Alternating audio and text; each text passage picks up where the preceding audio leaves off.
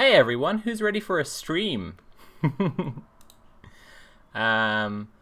So I've got my co-presenter here today, Lohai, to help me through.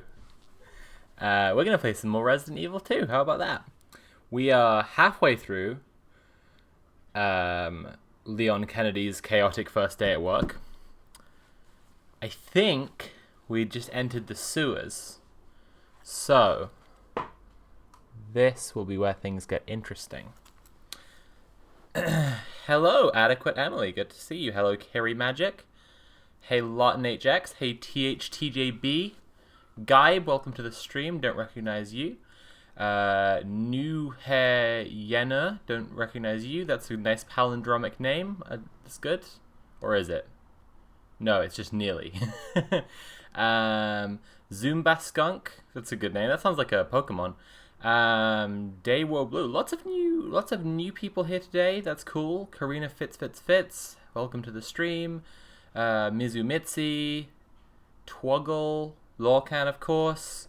Hello, everyone. Thank you, Karina. I'm glad you like it. I got this shirt for my next video, not the next one that's coming out, because I ended up making this short 20-minute video that's going to be coming out next, like in the next few days, but for my Alan Wake video, because the last time I talked about a Remedy game, it was Control, and I did this whole thing to do with Lovecraft and how Lovecraft inspired like Control is, and the Alan Wake universe in general.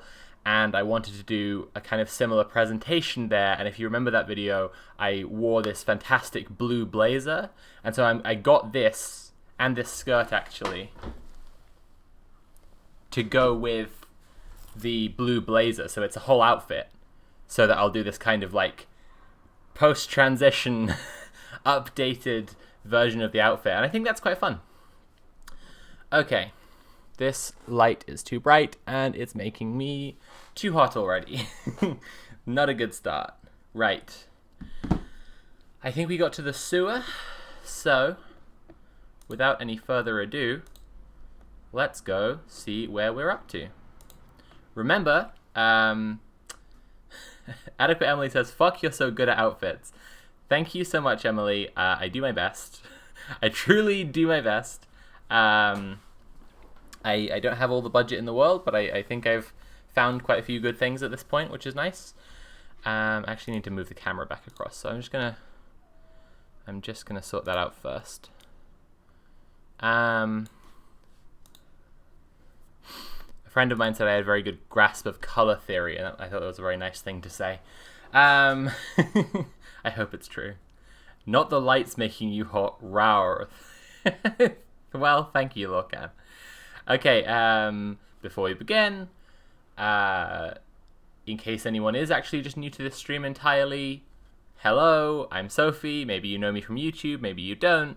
I have a YouTube channel. All my links will pop up regularly in the chat.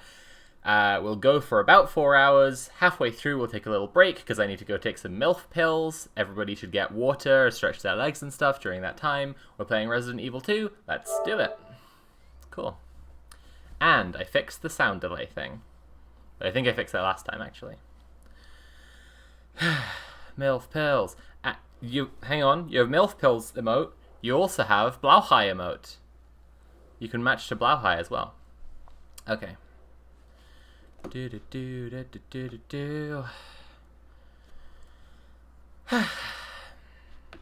think I need to update Nightbot. In fact, I thought I had already updated Nightbot, so it's kind of annoying that it isn't updated. Logging in with Twitch. Authorize. I already authorized it. What are you doing? Timers.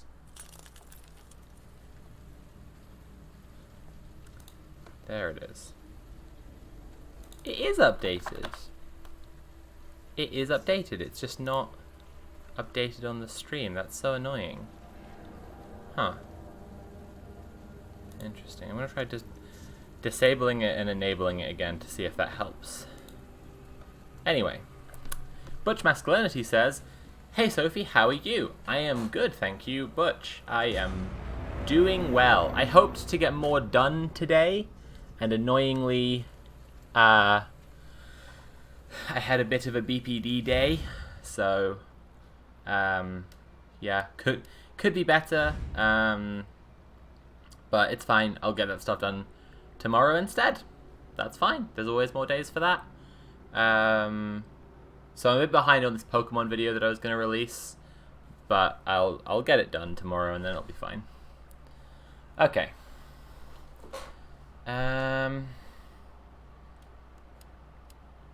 Is it that one? 20th? Well, it's the 27th today, so that was a week ago, so that makes a lot of sense. Okay, so that's the one we need.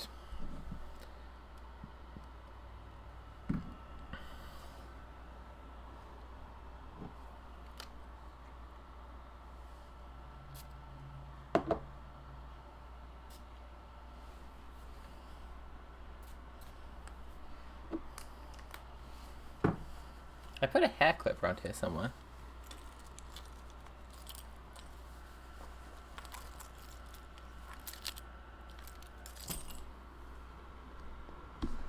I had a hair clip and I lost it. The absolute nightmare. Can you imagine? Here we go. I primed the last 6 minis from the current board game I'm painting up today. I'd been putting that off for about 2 weeks. Well, congratulations. It's good to get stuff done that you've been putting off. I am going to feel relieved when I have this protest speech done. I know it's a big deal, and I'm very, very, very honored to have been invited to speak. But also, the nerves of doing public speaking have made me completely obsessed with making this speech as good as I possibly can. And so it's made it quite hard to focus on writing anything else in the meantime. So I'll feel relieved when it's done, because I'll feel a lot freer to be able to put my energy into other things. Okay. Definitely William's handiwork. Identify yourself. Ned Birkin. She's who we're looking for? Thanks, Lorcan. I'm glad you liked it. Need to dispose of it. We're here for the G virus. That's not gonna happen. My tradition of playing Resident Evil games is feeling more comfortable in the sections where you play Leon's female counterpart. Hey! Well, Stop! there could be reasons for that. You'll never get the Look G into that. virus! Didn't expect that from a scientist. Well, yeah, but a scientist with a gun. Forget about me. Just go. Stop her before she gets away. I need a better place for this to go. Right. There we go. That's better. I'm right outside the facility, in pursuit of Annette.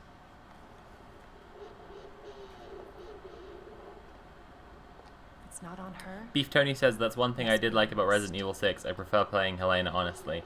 Well, I quite like that, you know, for a lot of the games you do just get the option Once it's in hand, I'll call to for play a male character or a female character if you want, but also like, but then you miss out on some of the story, which is, it's kind of troubling, like, kind of bothersome. Like, I'm trying to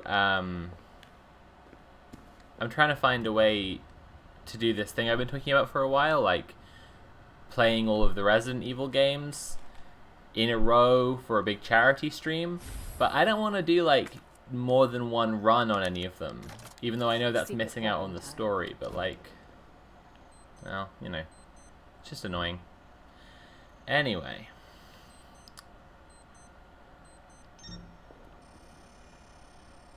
Real excited for the protest. First time I'll be in London since I came out too. Wow, that's really exciting. Congrats. No, you gotta turn this on. And then you have to hack the fan itself. Just a very strange idea.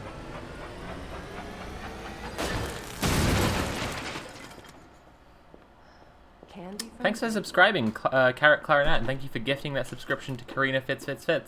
Just a reminder to everybody that subscribing, cheering, or tipping me at streamlabs.com/Sophie are how you can support the stream, because, you know, my time has, you know, I gotta spend it away, and it's my job, and blah blah blah blah blah. You get the idea. You get the idea.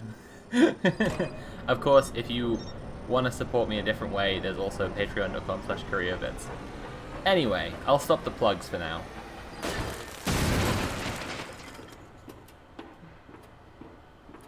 Right. Here we go. Change back to the gun. Deal with this boy. Is he done? Be dead already. Just be dead already. There we go.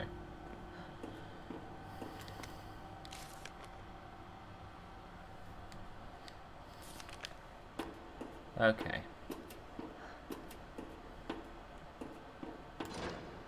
I've been wondering if I should maybe get that Streamlabs thing where you can have your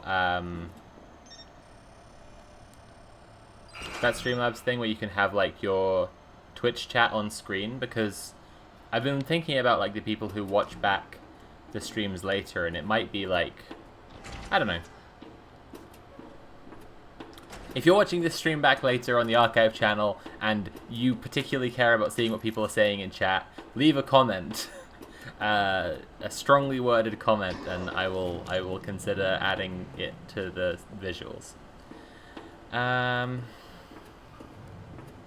Right. I think I have to hack this now. Oh, this bit's all about like kind of time. Right. Got him.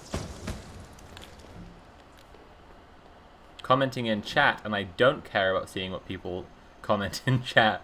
Well, then I feel like I should discard your comment, since if you don't care about what people say in chat, then your own comment in chat surely doesn't can't hold much weight by your own reasoning. Is she walking on these grates and stilettos? World's best agent. Well, yeah, I mean, you don't fucking see Leon Kennedy do that, do you? Like, clearly he's just an inferior agent. Ah, beans. Well, that was close. Kinda. Can I go around this way? Yeah, I can just go around this way. This is fine. This is fine.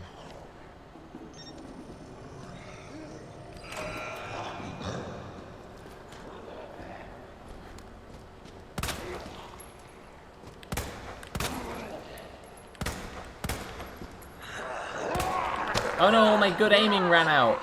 No! Leon, get in the heels. There you go. Feminine evil. Force feminizing Leon Kennedy. That's what I'll title my next stream. Force femming Leon Kennedy to own the zombos. Having comments on screen makes rewatching streams so much more fun. Okay. Well, thanks for letting me know. That's that is super helpful to know.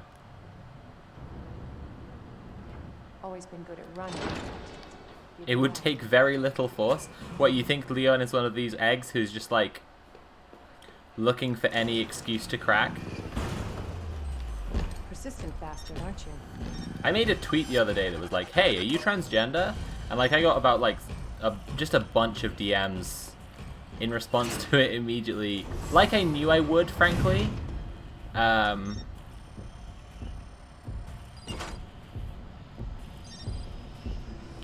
Oh, dang it, I thought that would close the door. Now what? Ah, piss. Stupid Mr. X. Stupid sexy Mr. X. There's no time. Leon, get in the maid outfit. If you don't have to, I'll have to make Chris do it again. Okay.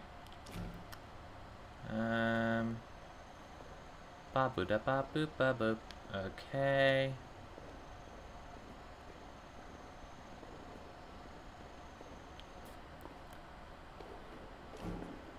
I told my dominatrix I was into sissification. She said, okay, push this boulder up a hill. That's a nice little philosophical Greek mythology one. That was good. I like that. Good little Sisyphus joke. I'm into it. I would pay for Leon Maid outfit DLC. Wow. Well, I mean, say it louder. Maybe fucking Capcom will hear you and you'll get what you want.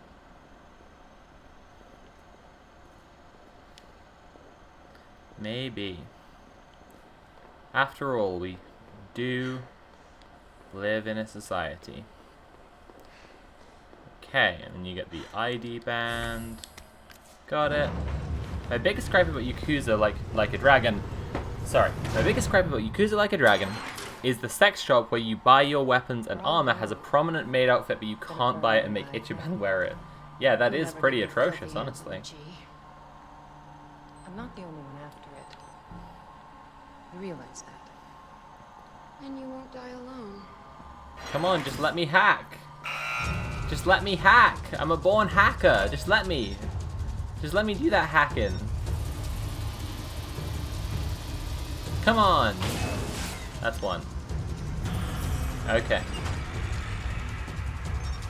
Attempts to imagine Leon happily requires imagining him in a maid outfit. Oh, I see. It's a real, could transition have saved her situation. Here we go.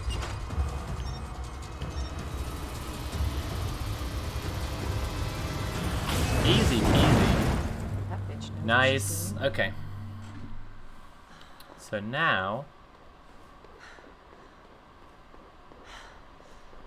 I guess we gotta go down here?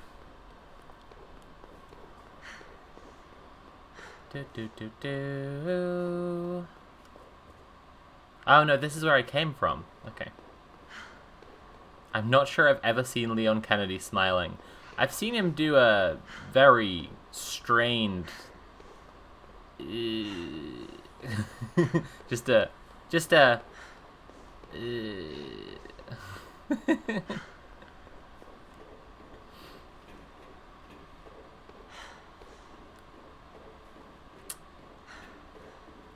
Leah Kennedy?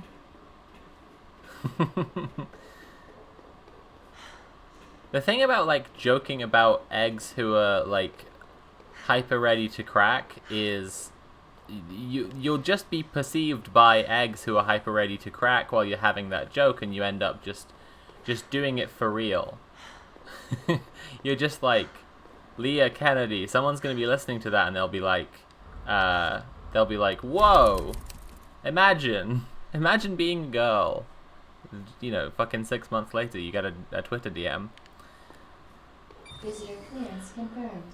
Your ID is authorized until October. Sometimes you end up freaking those eggs out deeper into their shells. That's also a possibility, but I think I'm just talking about, like, there are those eggs who are just so ready to go, you know. Okay, that's a weird little dead end. It's kind of funny. I guess I gotta go this way? Therefore, these jokes are a public service.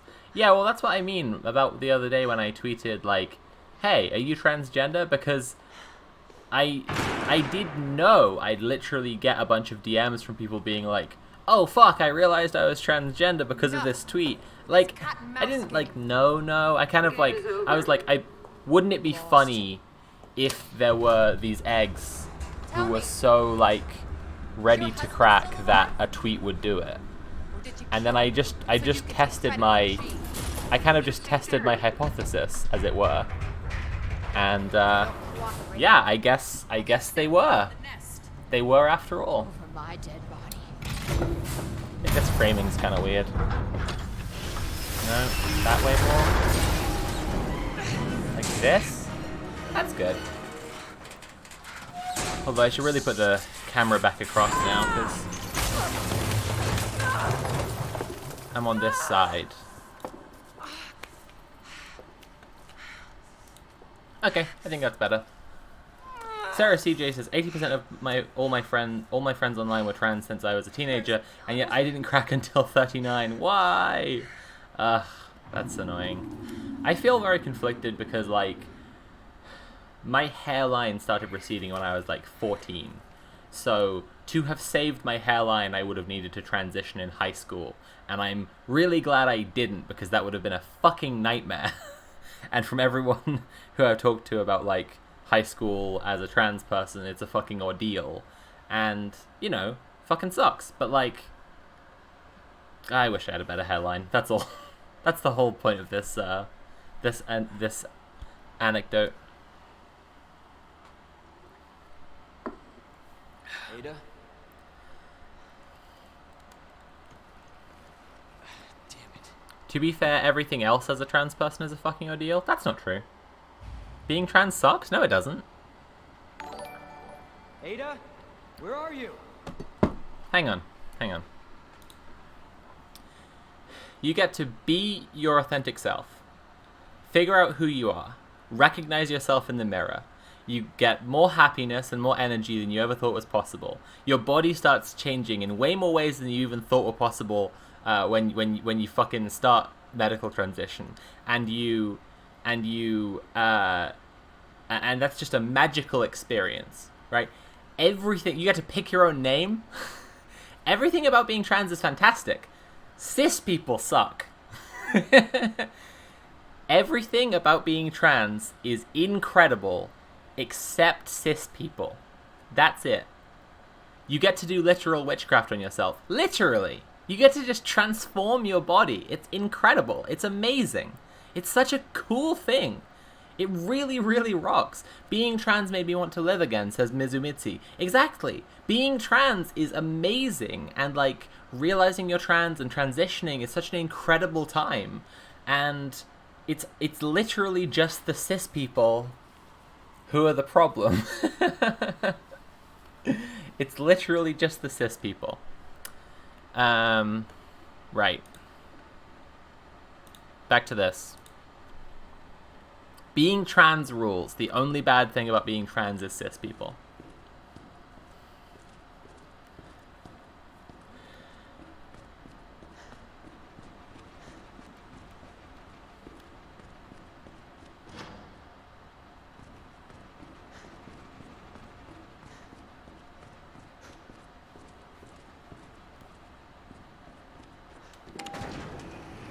Realized I didn't need therapy for being trans so much for myself, but for the ongoing trauma inflicted on me by cis people. Exactly, absolutely. God, it makes me so fucking happy to hear people say that out loud. I'm really glad. More people should say it, because it's the truth. It's just literally the truth. Needed to hear this today, 6 months on HRT today, and still working on the courage around presenting femme in public. Karina, congratulations on being yourself. I'm proud of you, and that's amazing. And congratulations on 6 months. And I know you'll find the courage, because it is within you, and you can do it. And when you do, remember what they say in the book, The Faggots and Their Friends Between Revolutions. You learn more wearing a dress for a day than wearing a suit for a lifetime. It may be scary, but it'll be an educational experience.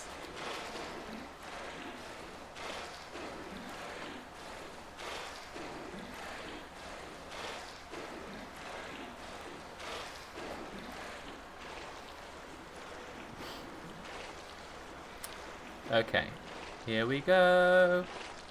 Stinky boy Leon, where he belongs. Down in the sewers, smelling like shit. Down in the sewers, being a stinky boy. Stinky boy Leon, where he belongs. Stinky boy Leon, down in the sewers. Down in the sewers, where he belongs. Why does he stink, you ask? Well, you see, he's a cop.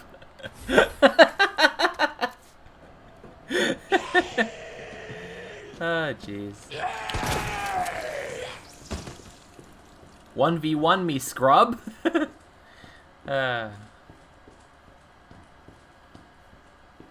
When do we get the Curio Resident Evil mixtape? I don't know. Soon, hopefully.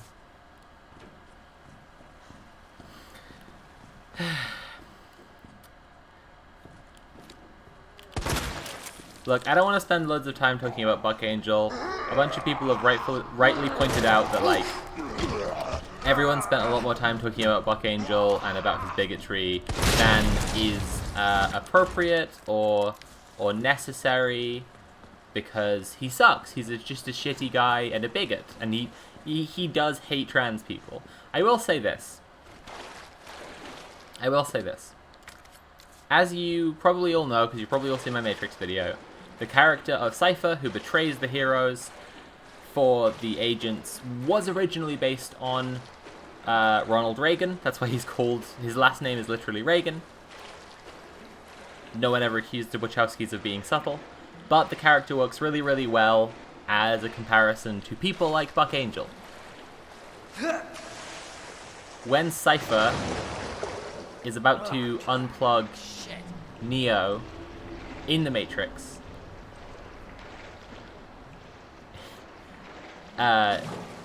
Tank wakes up from where from I think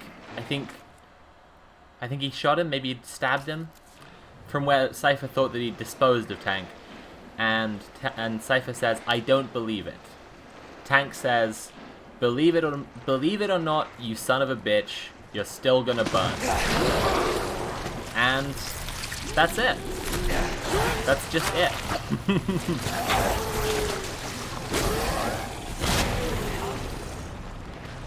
People like this can believe it or not, but they're still going the same way. Oh crap. Here we go.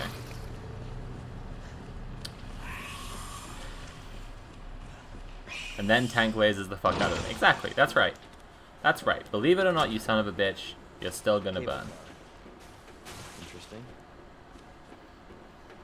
That's all you gotta say. That's all the time that Buck Angel is worth, right? It's just like, Buck Angel doesn't believe non-binary people, doesn't believe non-binary genders are valid or they exist. Believe it or not, you son of a bitch, you're still gonna burn. That's it. Doesn't believe that trans lesbians are real trans women. Believe it or not, you son of a bitch. It doesn't matter. It just doesn't matter. Right. Leon, why is a cable car interesting? Did he say this? Did he say the line as well? And he called it a cable car as well? I'm so disappointed in my Resident Evil protagonists here. It's very obviously a funicular. And no one seems to know it. It's not a cable car. I don't like the sound of that. Right. Come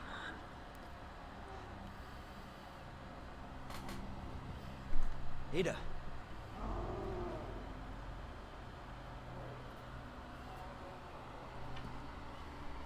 I'm coming, Ada. No one in America knows what that is? Okay. Okay. Oddly nationalistic retreat from learning new things. Very American attitude, congratulations. I actually learned the word funicular from Americans, so do with that what you will. I can imagine Leon Kennedy knowing the word funicular. I'm just saying.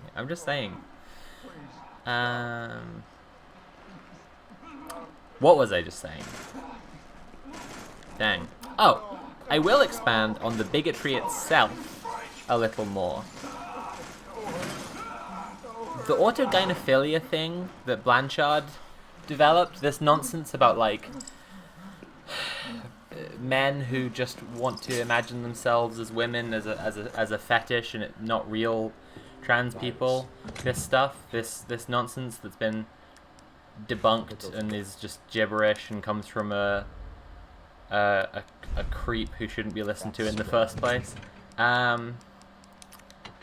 I know it's just like you go around and around in circles with it because it's just like, oh, what that incredibly bigoted nonsense from a creep who's been discredited by the scientific community isn't good science. But like one thing that always gets me about it is just like when TERFs try and use it, TERFs are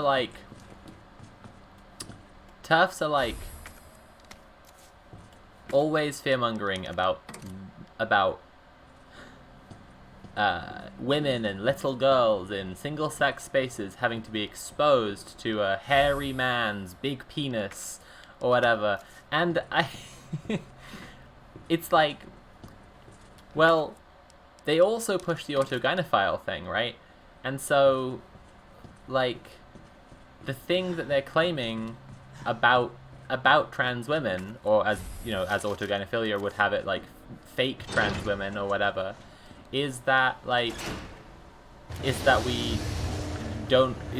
we're all universally utterly repulsed by having a penis and don't want to have it. And so it's just like, it's just such, I know this is all just useless, right? It's just like, I'm just talking about bigotry, and like bigotry isn't logical. But it's such a silly thing that they're trying to claim, like... They're trying to claim there's this person who's somehow a danger, but at the same time is also, like... Their one thing they're all about is having a vagina. I don't know. It's just bizarre. Like, bigots are just so weird. Okay, 212.8.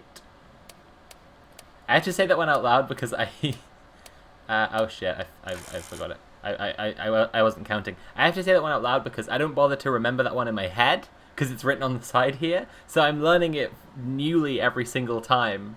Trying to keep track of their self-contradicting claims causes me serious mental gridlock. Yeah, I mean, that's what I mean. It's not really that worthwhile, but I just, yeah.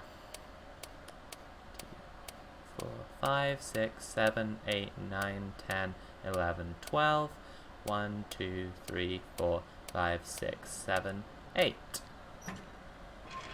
What am I getting? Another stock for a shotgun, I guess. Interesting. Okay.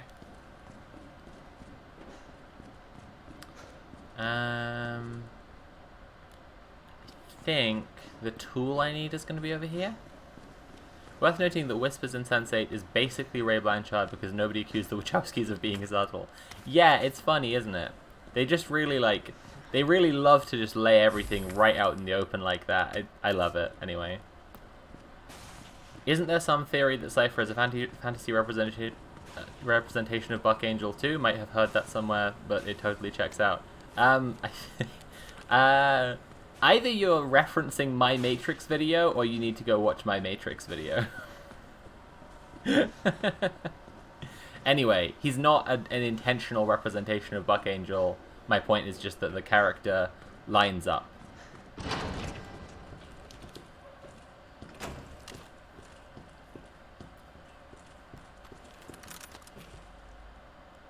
Oh no, I'm out of grenades. Okay. Okay.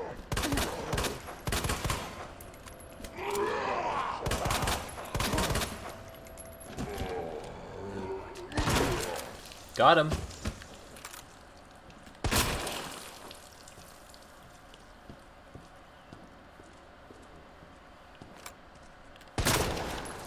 Got him. Okay. And I need to... Oh, right, it was in your video, LMAO. Yeah, okay. Yeah, that's... I thought, yeah. No kill like overkill, right.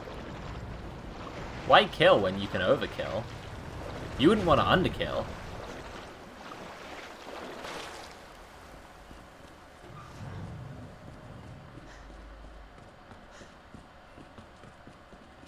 Time to use this tool. And get him to move this T-wrench to open the door. That was just a little Leon Kennedy joke for everybody. I hope you liked it.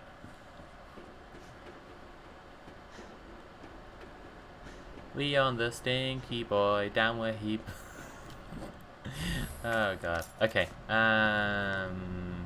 Let's do this bit now. Let's just do it. Let's just go do it.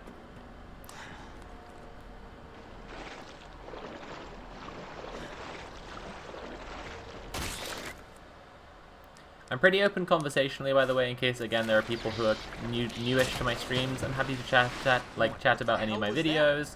Podcasting, I'm on Dice Funk and Rolling with Rainbows. You know, whatever people like fancy talking about, I'm around. I'm here. That's what I'm doing right now. So feel free to, you know. I actively appreciate not having to come up with all the conversation myself. So like, totally go for it.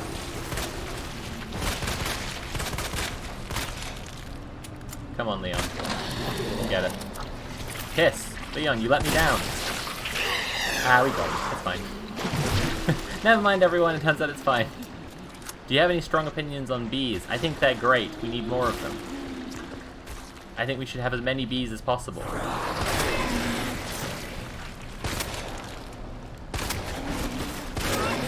Got him.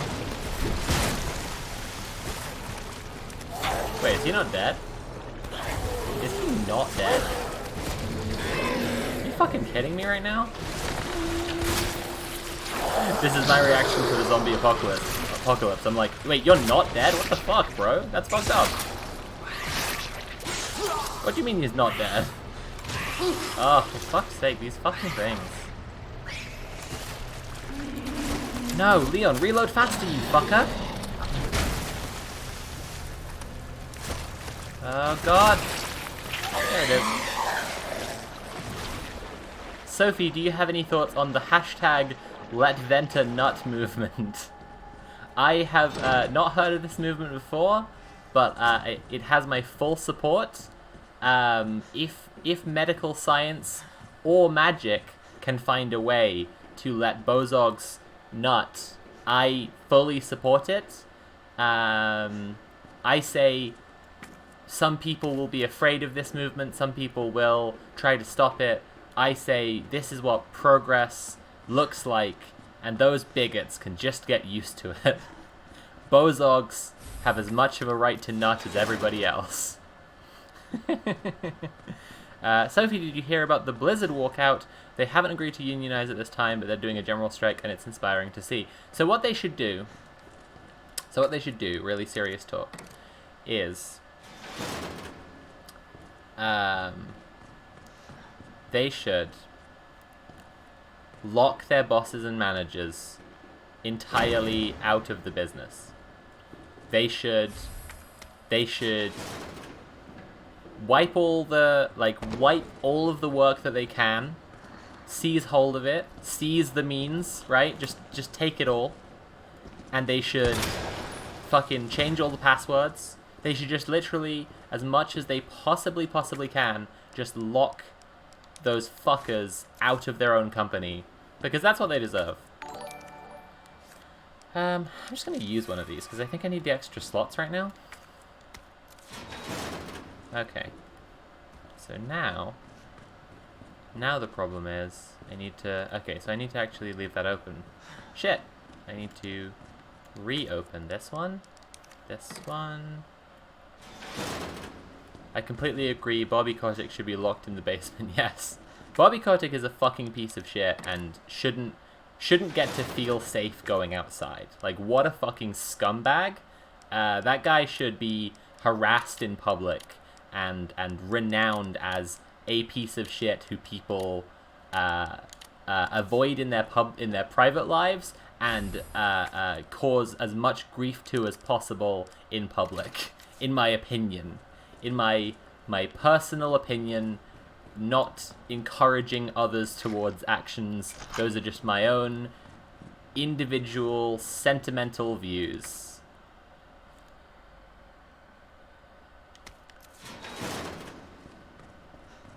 D-lurking to say, Sophie, you look so cool, that's an awesome outfit, and your hair is cute. Thank you so much. I worry about my hair a lot, and it's fantastic to have that affirmation.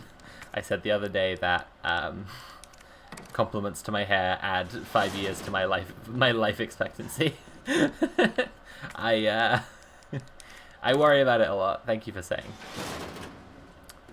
And now we go around in a circle, and we get the thing. Right.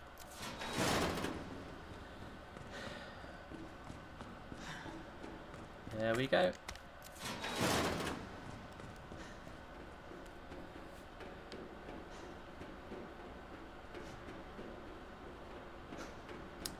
Imagine living in a mansion in a gated community like, man, I have to actively keep people from eating me.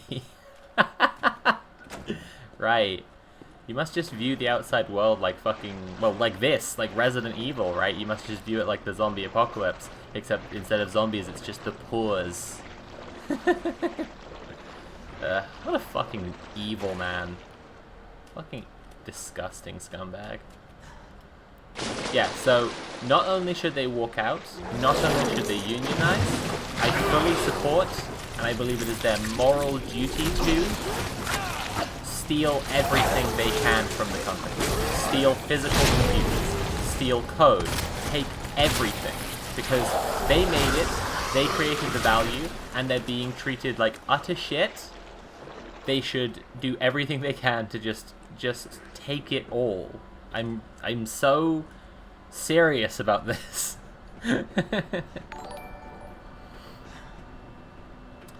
Okay. Are there any zombie movies set in a gated community? I haven't seen many zombie movies. So, kinda is the answer. So George Romero's, let me just think about it for a second, Day of the Dead? Or is it Land of the Dead? There's a couple of zombie movies that play very explicitly with themes of, like, segregation and stuff.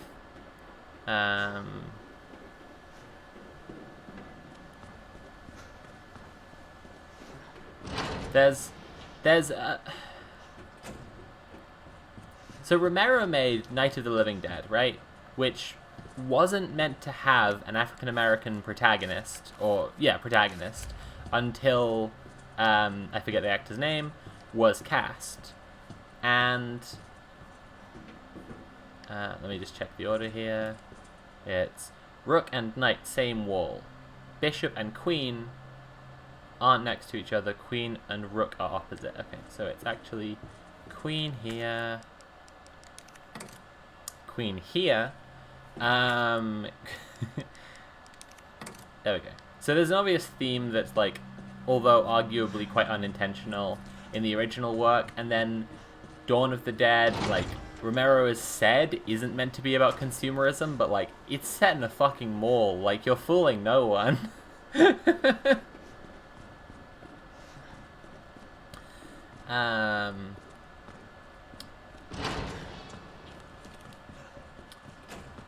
Land of the Dead had the city of rich people living walled off from the dead and poor people. That's what I was thinking of. So oh, that's right. Day of the Dead has, like, all the best effects.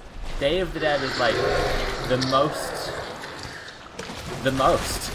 It's so impressive. And it's set in, like, a military base underground. So it's, like, a very scary setting where you just feel incredibly claustrophobic the whole time. And then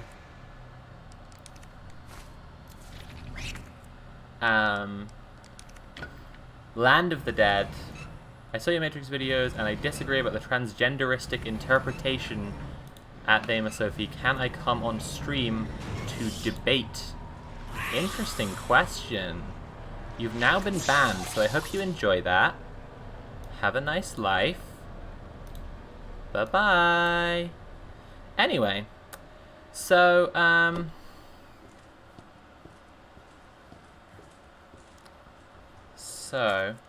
Land of the Dead has all these rich people, as they just said in the chat, walled in, living, like, walled city to, like, save them from the pores and the and the zombies. But there's, like, a zombie revolution. Like, it's quite good. Like, basically, like, rich people come out and just, like, kill zombies for thrills because they suck, because they're shitty people, and the yeah, the zombies get sick of it, basically. Which is pretty good. It's a pretty good bit. Right, I can now take this. And I can go this way again. Go this way again. Go down here. 28 days later, kind of has a gated community with the military compound being sealed off. No, I mean, you know. Be on guard, those... Thanks, Artemis. I don't really need advice on dealing with trolls. I kind of... It's sadly kind of part of my job, you know, so... But, anyway. Oh no, he's getting vomited in his mouth! Oh my god! Oh, that was nasty! Oh my god, I can't believe they did it to your boy! No, Stinky Boy got even stinkier! That's fucked up! I think a lot of stuff plays with having, like, protected communities. Walking Dead does it as well, but the thing about Land of the Dead is that the zombies become like what Marx would have called the lumpen proletariat. Like, they become the lowest of the low, that are this kind of disorganized political body who people feel like they can just go and like kill them for fun. So, like, you know, homeless people, they represent certain like minorities who are so extremely scapegoated that they face physical violence just on a daily basis. They represent sex workers, right? And it shows like that group of people who, as I say, I believe the zombies are, you know, representing in Land of the Dead. Like, the zombies rise up because they're sick of it, and just kill, like, you know, fucking storm the city and kill absolutely everyone, and it fucking owns. It's really cool. There we go. That's that dealt with.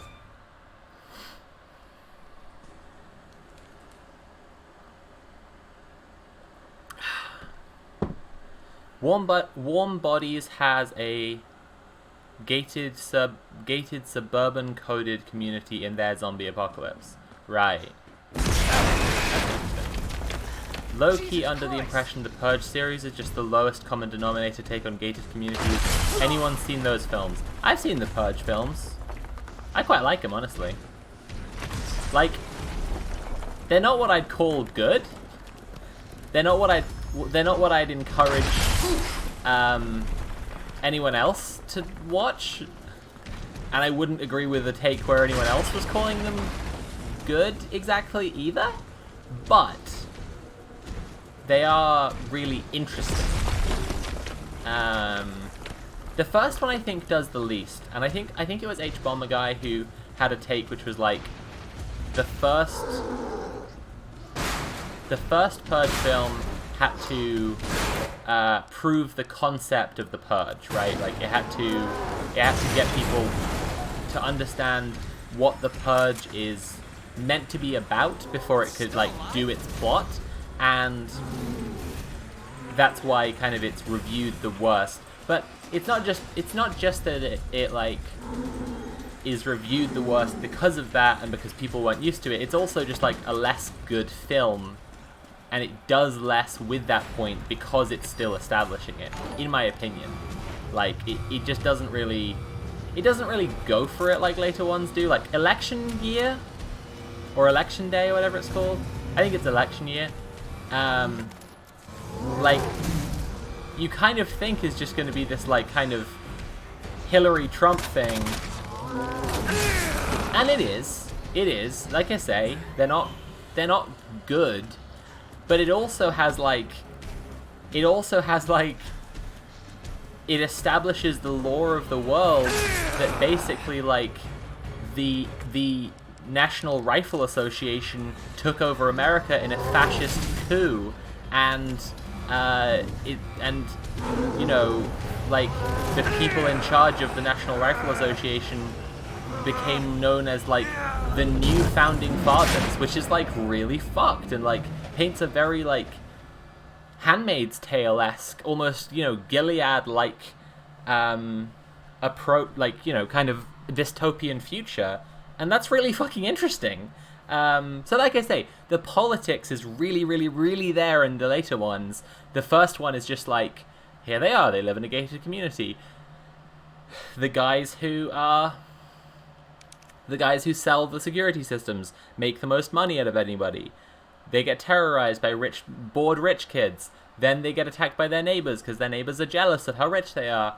It's like, that's fine. But what am I ultimately getting from it, right? Like, ultimately what I'm getting from it at the end of the day is, like, rich people suck. And I agree. But it doesn't really, like, do much for me, you know? Like, it doesn't... It's not really new information for me, and it's not exactly what I'd call an entirely developed theme either. Ah, Christ. Well, I guess we'll find out whatever happens now. I pressed the button. No? Okay, I guess the PlayStation just decided I didn't press the button. What's your take on the latest Purge movie, if you've seen it? So that's not the first Purge, is it? There's a movie called The First Purge that isn't the first Purge movie, it's called The First Purge. As far as I was aware, I think that was the last one I saw.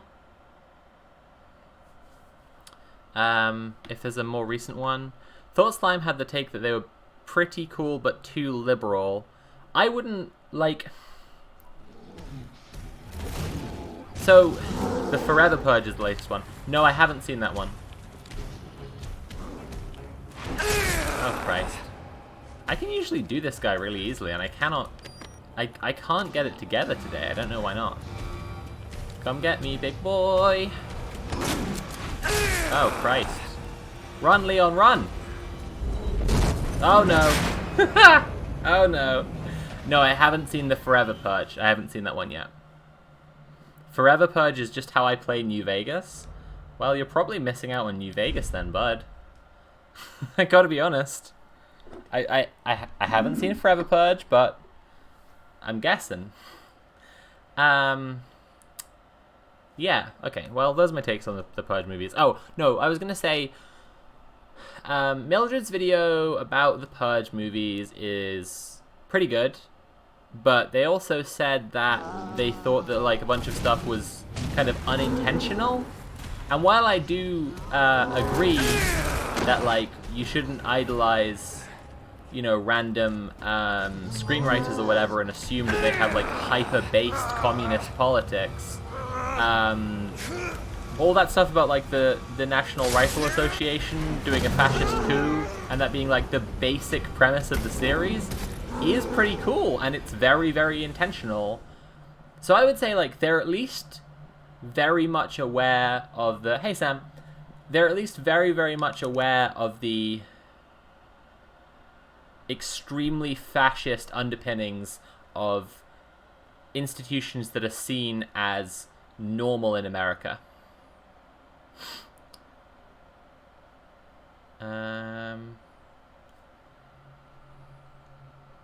I think there were more questions for me about stuff.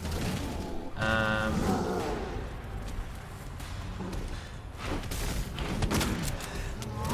cannot get this shit together today. I'm usually much better at this boss fight. I'm really just totally eating shit at it right now.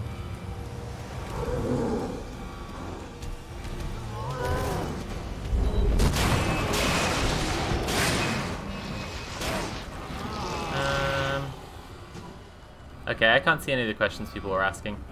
But if new people have joined, we're just having a chill time, chatting about whatever. I don't want to have the effort of having to come up with conversational topics, so everyone else is coming up with them for me. You can just ask me whatever questions you like, really. It can be about my work, it can be about my opinions on something, and if I know the thing, I'll try and give you my opinion on it. Especially when they get to the part of them all hiding out during the Purge after the story about the head of the NRA hiding on a yacht after a major school shooting. Oh, right, like where all the rich people go during the purge, right? Like, yeah, absolutely. Like, I think there's really, yeah, really ridiculous stuff there. Doesn't election year try to argue that they can vote their way out of the purge? That's kind of naive. Well, yes. So it's like, I do think the guys who wrote the purge, definitely big old liberals. There's like really no doubt about that. It's not so much like the undeniable fact of them being liberals. It's more like, I think Mildred had some takes that were like, that was like calling some stuff like unintentional or whatever, when I don't think it was unintentional. That's all. I used to really like New Vegas, but I've played it enough that the parts I hate stand out more than the good stuff. I used to really think New Vegas was the absolute pinnacle of role-playing games. Disco Elysium came out, and I just realized that, like, everything shitty in the Fallout New Vegas fandom, all the fascists who think that Caesar was right, that is Fallout New Vegas's fault. Like, it's not a flawless game, and it's very much responsible for the shit. Yeah. Ada! Ada, where are you? Over here! Hate to keep repeating myself, but do you have any opinions about snails? Ada. I was getting worried there for a sec. Neat. I think they're cool little guys. I think they're neat. I think Just do it. I can't walk like it's this. kind of funny that that one of the leading causes of death for snails is sex. Hold on. I try to avoid stepping on them whenever I can, but get very upset if I accidentally step on a snail. Relax, okay? I think they're cool. I just think they're kind of cool, really. So, what do we do now? I know you've been going through past seasons of Dice Funk. Last I heard, you're in season 4. How are you liking it? Got any thoughts on any of the seasons?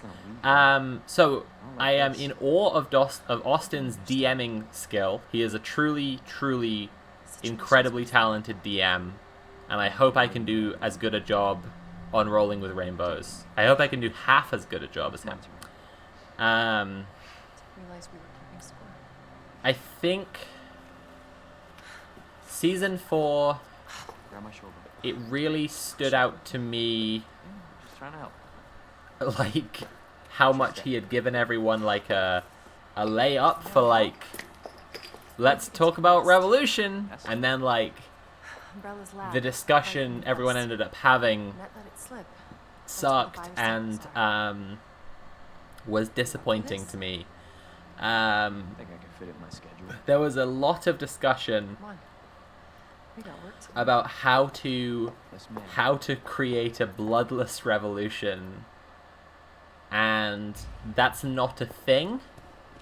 Cable car will take us down from there. And saying that makes you sound kind of like tanky-ish, right? But like, the fact of the matter is, there's no such thing as a bloodless revolution. A bloodless revolution is what you call reform. like, and it's not because of the people doing the revolution. It's not a thing that you want to, that you want for there to be violence, because after all, like, most of the violence will disproportionately affect most of the people who are always disproportionately affected by violence, minorities and poor people. There isn't such a thing as a bloodless revolution, because sooner or later the establishment gets desperate enough that they engage in violence. So I found all the conversation around that very frustrating in season 4. But other than that, I thought it was really fun. Loads of great characters. Yeah, loads of great characters. I wish Chris would stop playing characters who yell all the time, because it's not good podcasting and it's not pleasant for me to listen to. But Chris, isn't someone who I've gotten to play with on Dice Funk, because I replaced him, and he's very funny. It's been nice listening back and learning what his presence on the podcast was like and what he's like. Hey, I Leon, think trust me? that Trust me? season 3 If had I didn't, you'd probably be dead. really cool, I thought I might. a really cool That's right. momentum and direction and You could narrative take and really the cool virus, I can make sure characters. what happened I think last season season 4 has right. better characters and season 3 had better narrative. Would be my take about seasons 3 and 4. It's a federal Like, case. I don't Leon, have the authority. Look at it me. feels a lot like Austin's campaign Liability. is struggling I would against finish the this case, you're the characters last in thing. season 4, whereas in season 3 it feels like they're working with a really nice synergy. I love when people complain when Disco Elysium mocks their own political alignments. He was just a normal truck driver. Oh Jesus, that's ridiculous. I gotta see this through. Oh, and I'm also like And I want to see you. gutted that I missed out on the season where they had a Yu-Gi-Oh wizard. That's, I mean, I would love to have been involved with that. Anyway, Sophie, do you have any favorite TTRPGs, especially non-D&D ones? Yeah, loads. Please, we don't have much Loads. time. I'll go back to that one. You're gonna need this. Did you know there is a type of snail called the bumblebee because it looks like a bumblebee? I didn't know that. That's really cool. That's really, really awesome. A bloodless revolution is a backyard party with friends. Look, there's just, I mean, and I advocate this a lot of the time.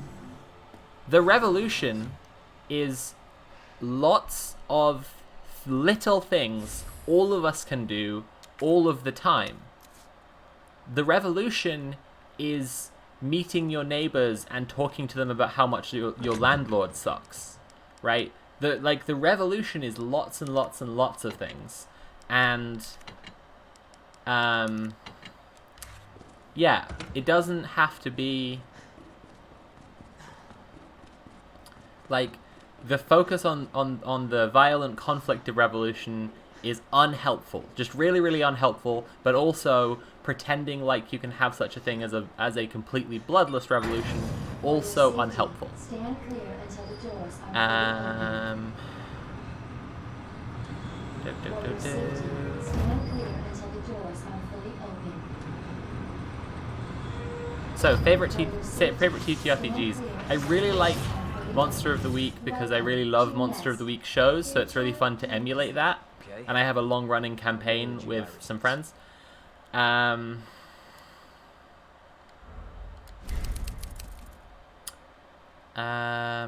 do think Call of Cthulhu is really fun. It's not perfect, but I have been enjoying it.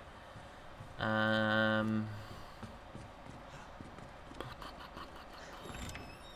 don't know. I played a bit of Cyberpunk Red a while ago.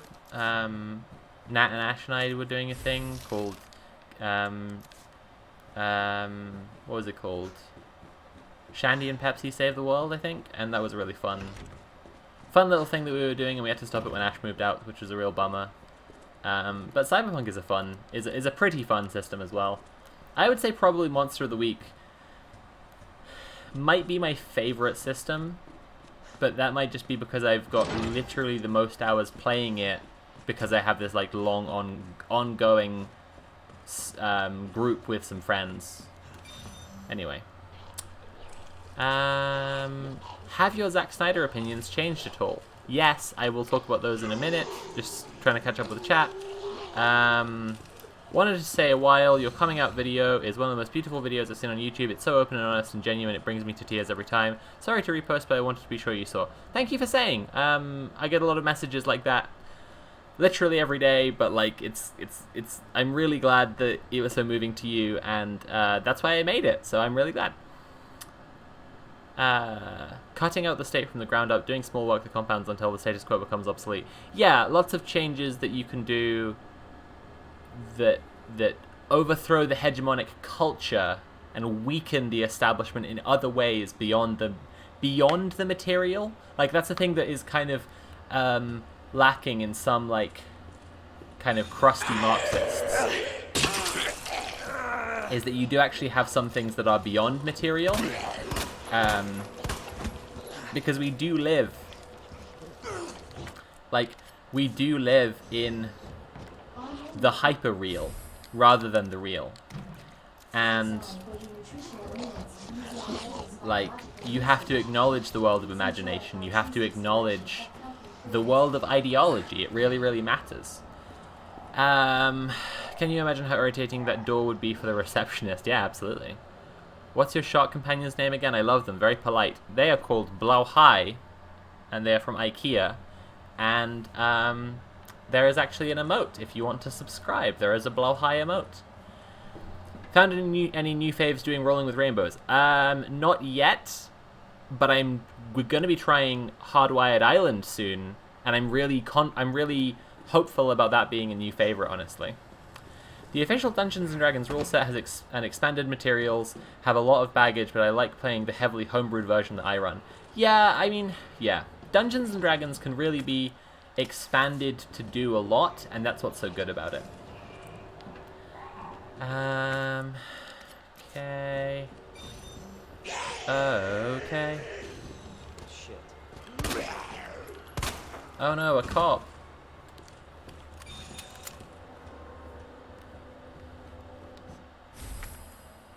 Okay, combine it.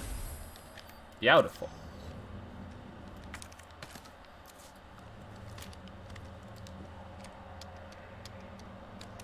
Nice.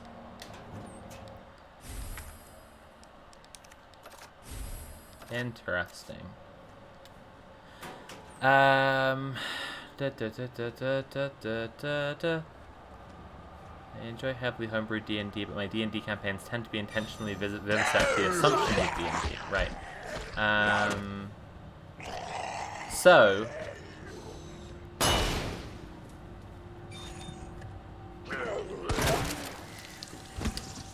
Zack Snyder opinion changes. I am planning to do a video when I can.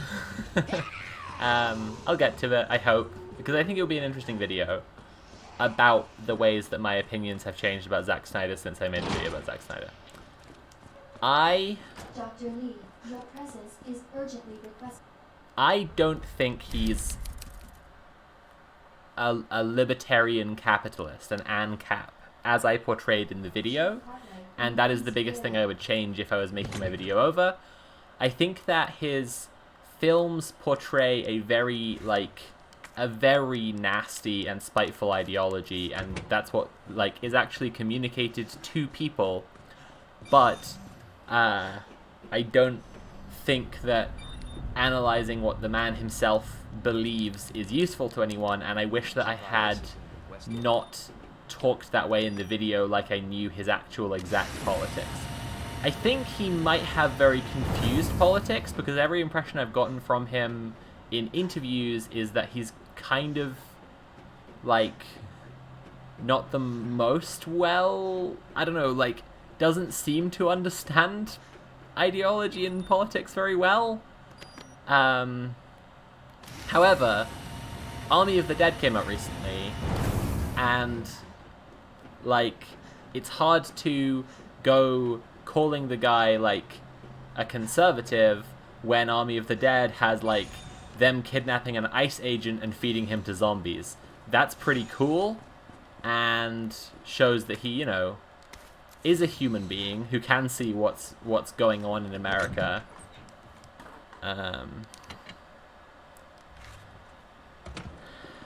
think that, so an interesting thing you can do, and this is to do with just how art works in general, as a thought experiment, is imagine if Zack Snyder agreed with your politics, but ultimately Senior staff clearance required wanted for computer access.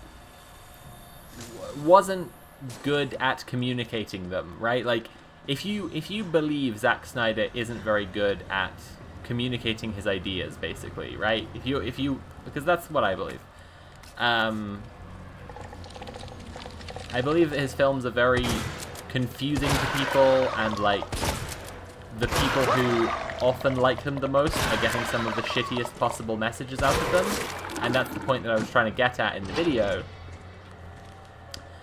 And apparently, he really likes Ayn Rand, for example, but also says that she was crazy and really bad and stuff, and it's just well, that doesn't make any sense. She just was crazy. She did have a horrible cult of freaks around her.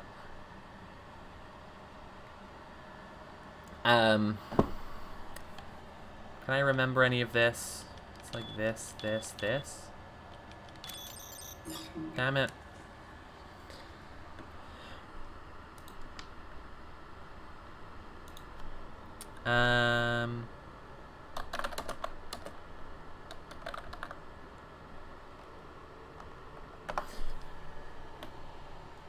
So like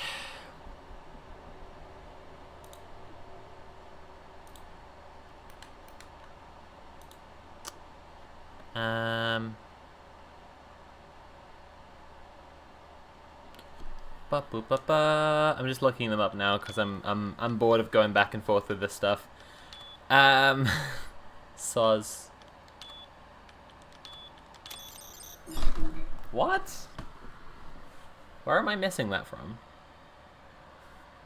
I'm misreading that, or did I use the wrong one?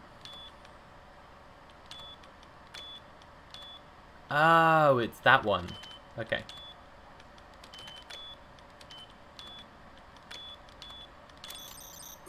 What? I'm so confused.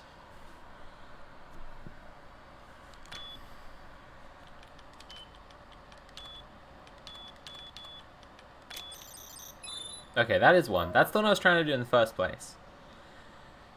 And then the other one is...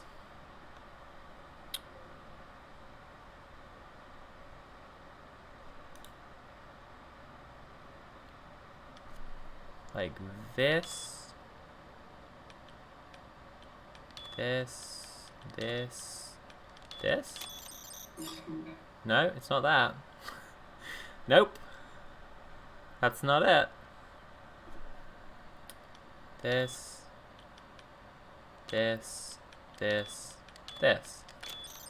There we go. Okay, we got it now. I think Snyder is certainly a very inarticulate filmmaker. Yeah, I think that like people try to I think that people try to argue like satire readings of Snyder's work, in particular 300, which I find to be a really problematic take, because like 300's influence in the world has done a lot like as fascist culture, and like fascists fucking love that movie, and like as a sexual and gender minority, the stuff that the kind of attitudes that it portrays and frankly promotes, like it doesn't actually do a good job of satirizing them if you want to make this satirical reading, in my opinion, at all. And it doesn't, like, I'm not trying to do one of these like satire has to have a clarity of intention blah blah blah thing. Like, I'm literally saying that satire has to like not make the people who the like if you're satirizing bigotry, your satire has to not make the people the bigotry is against feel really, really like horribly uncomfortable and not be able to tell that you're being satirical. Like, and I don't think that's a ridiculous take. I think that's a very, yeah. I remember Frank Miller said he wanted to tell 300 as the Spartans would have told it, which is just so incurious at best. Frank Miller is a ridiculous fascist and sucks. Right.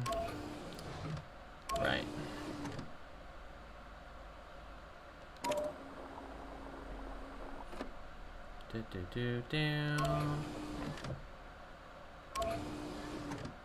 put this into here. And then I might just have to fill it all up to begin with, I think. And then, oh jeez.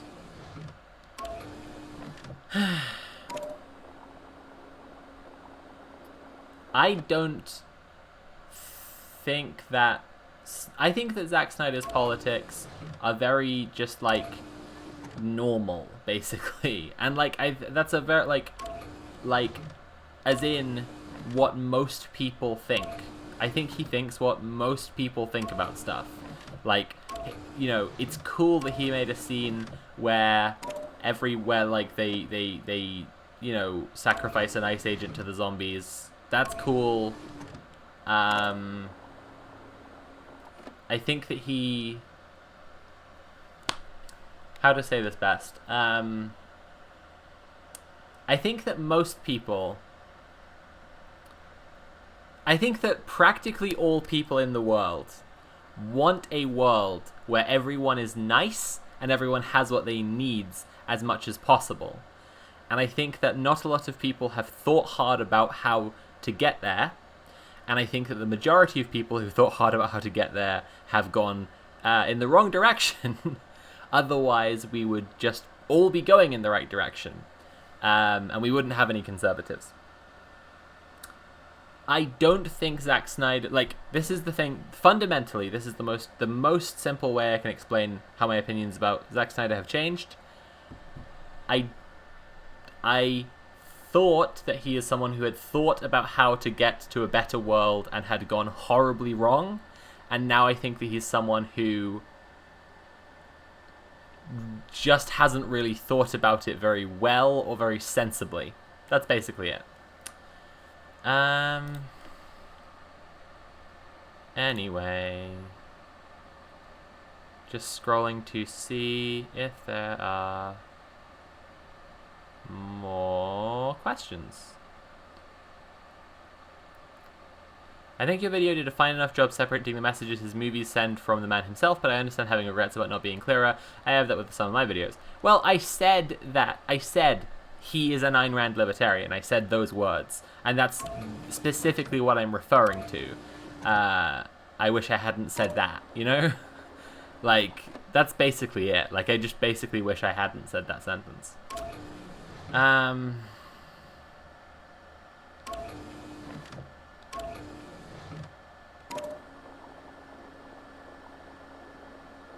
can never figure this fucking puzzle out. So it's about displacement, I know that. I need to put this bit in there, I'm pretty sure. I asked if you'd heard of Extreme Meat Punks Forever. Yeah, I have, yeah.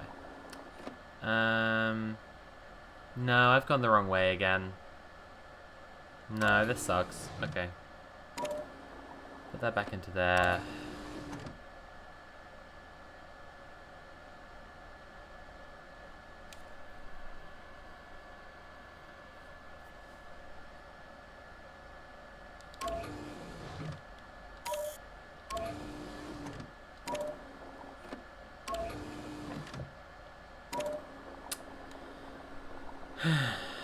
I've had exams taking less brain power out of me than this puzzle. Nice, yeah. It's a tough one.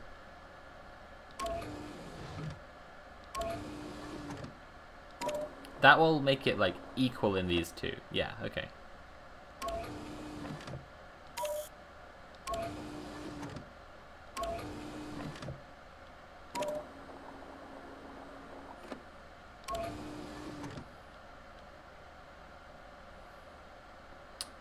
Oh my god.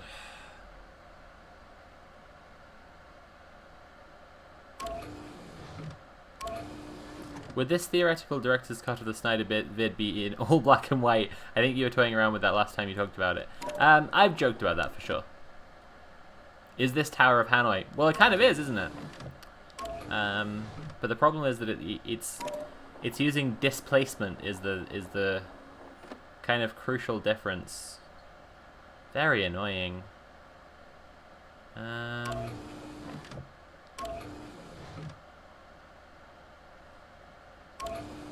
Okay, let me move that. No. Okay, let me move this to here. And then I'm gonna move this to here. And okay. Now I need to add one of these into here. And I think it's this one. Hey, I did it. There we go.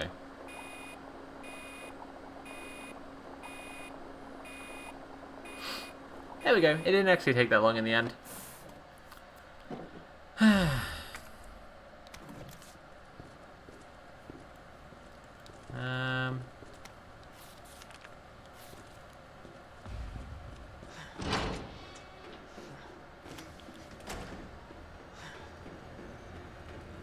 Oh, they're all burned up. That's good. Snyder's supercut should also be silent. Wow. Got him.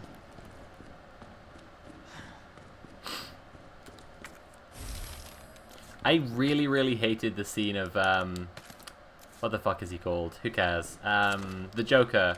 I hated that so much at the end of the Snyder Cut. That was the worst fucking shit.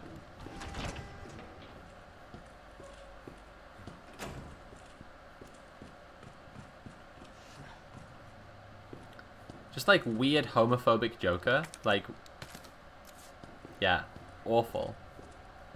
Awful. Jared Leto, there you go.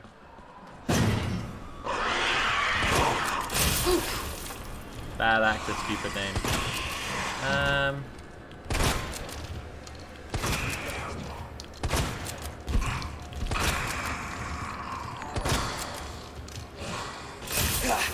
Here we go.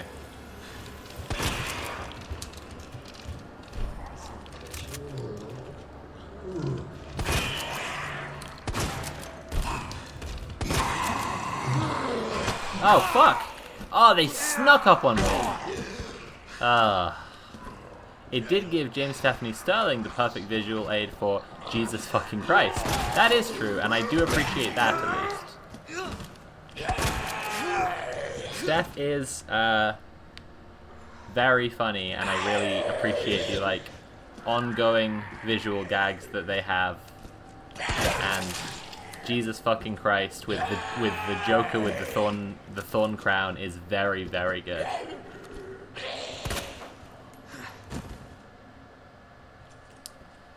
Huh.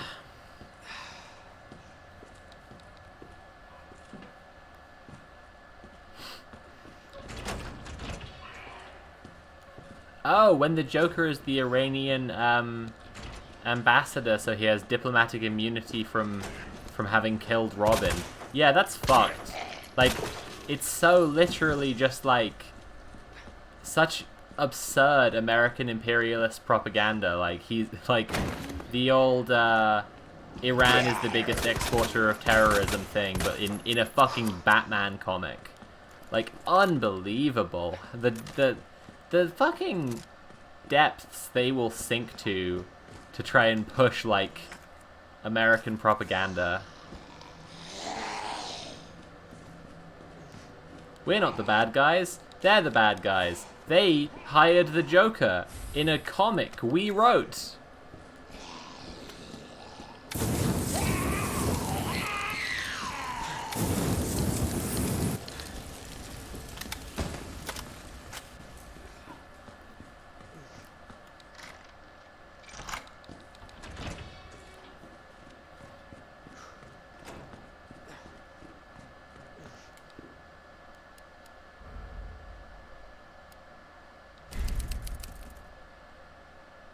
I would just not include the Joker. I don't think he's the best of Batman's villains anyway. Yeah. I'm kind of... I used to be really into Batman when I was an edgy teen, and I'm really just, like, super just not into Batman now. I just don't think it's a very good series or a good character or whatever. I don't know. Yeah.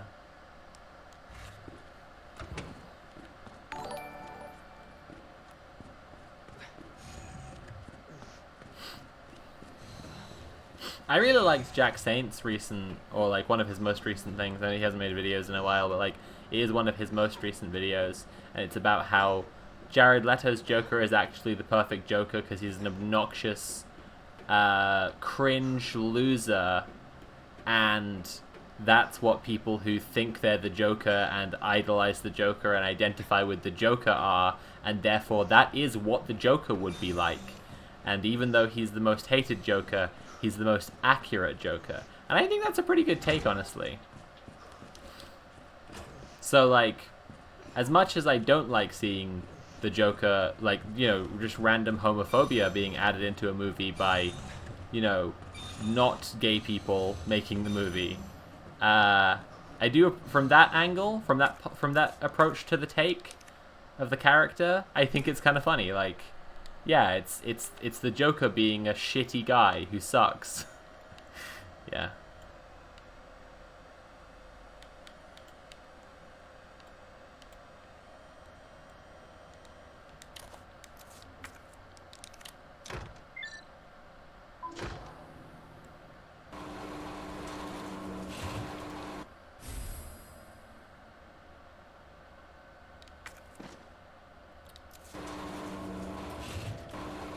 Damian Wayne might be the best Robin because he's just so fucking damaged. Like, Damian Wayne might be the best Robin because he's a child soldier in, like, the most literal sense. And, like, the constant presence of him, like, struggling to comprehend basic morality because of his upbringing is pretty good.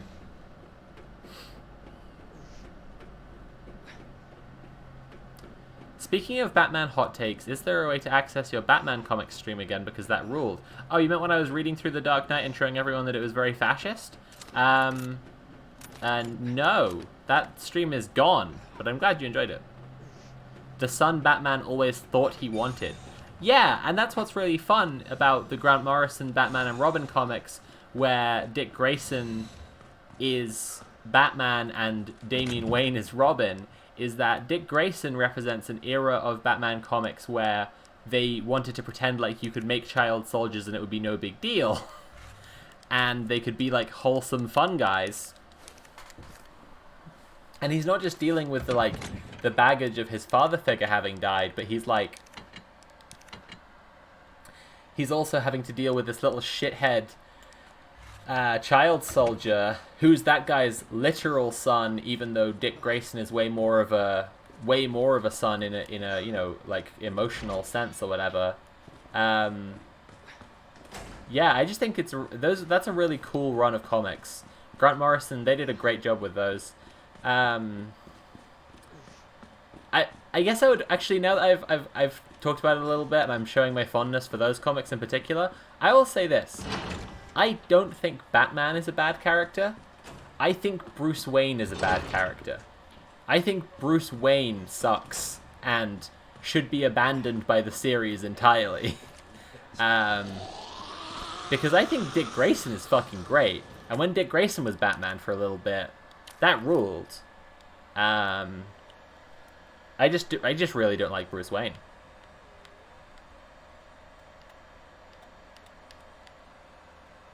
Like, Bruce Wayne, by definition, is such a liberal fantasy of, like, a good billionaire who helps people. Even like, putting aside criticisms of, like, the fact that he's obviously helping people the wrong way. Yeah, he is. That's true. But, like, what's really, you know, just boring about his character is that he's a good rich guy who helps people. And that's just, like, not interesting because it's not realistic. And, like, ultimately you're just always going to be frustrated by the fact that he could help people in a much, much better way and never will. Terry is best Batman. Terry is a good Batman in the exact same way that Dick Grayson is a good Batman. So this is part of what I'm trying to get at, right? Which is that in Batman Beyond, Bruce Wayne is a good character. Because in Batman Beyond, the starting point, the definition, the premise of the series is that Bruce Wayne failed. He was not a good Batman, and he didn't succeed at stopping crime.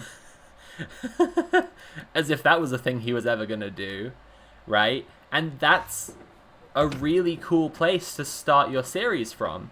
And that episode where he has the guy speaking into his head and he gets committed and he like the guy's trying to convince him that he's crazy by sending like long range voice in his head or whatever. Like, Welcome back, Dr. Lee. You have at the end of that episode, messages. Bruce says, I knew it wasn't real because the voice in my head was calling me Bruce, and I haven't called myself that in a long time. And I've always loved that line because it's like, what a perfect demonstration of what a fucking loser and lunatic Bruce Wayne is. Like, he means, for the last like 40 years of my life, in my internal monologue, I refer to myself as Batman? What a fucking loser! Fuck off! No wonder you didn't stop crime. You're an idiot! Jesus Christ, Bruce, fuck off! Get out of town! Get a hobby! So what's really good, by contrast, about Dick Grayson, or Terry McGinnis, Healing complete. who's better, Alan Moore or Grant Morrison? We can get to that in a second, but I will note that Bruce Wayne does not appear like in Alan Moore's most famous Batman comic, The Killing Joke. He doesn't appear at all. Batman does, and he's almost entirely silent. And that's because Alan Moore recognizes that Bruce Wayne is not an interesting character. Honestly. Like, that's why. Anyway, Dick Grayson and Terry McGinnis, by contrast, are really good characters as Batman because they start from the premise that Bruce Wayne was a failure. And they have to struggle with the fact that, like, this has been tried already and failed, and now they're trying the same thing, and it's a failure, but for some reason they're still doing it, and they're trying to live up to this guy who they fundamentally have to recognize he was wrong and his methods didn't work. And, like, that's a really interesting character. That's like, that's not suddenly right, this isn't Gotham and this isn't Batman. Suddenly this is Baltimore, and you're reading The Wire. Like, suddenly, like, you're just dealing with characters who are just trapped in a cycle of, like, bad decisions that are out of their control, and when they actively try to push to change things and do a better job, they like, things just get worse all the time. That's why those are much better Batman. They're much better Batman. Combine this in. There we go. So there you go. Now, as for Alan Moore, Grant Morrison, who's that writer? Ailes Cott or Alish Cott, I think.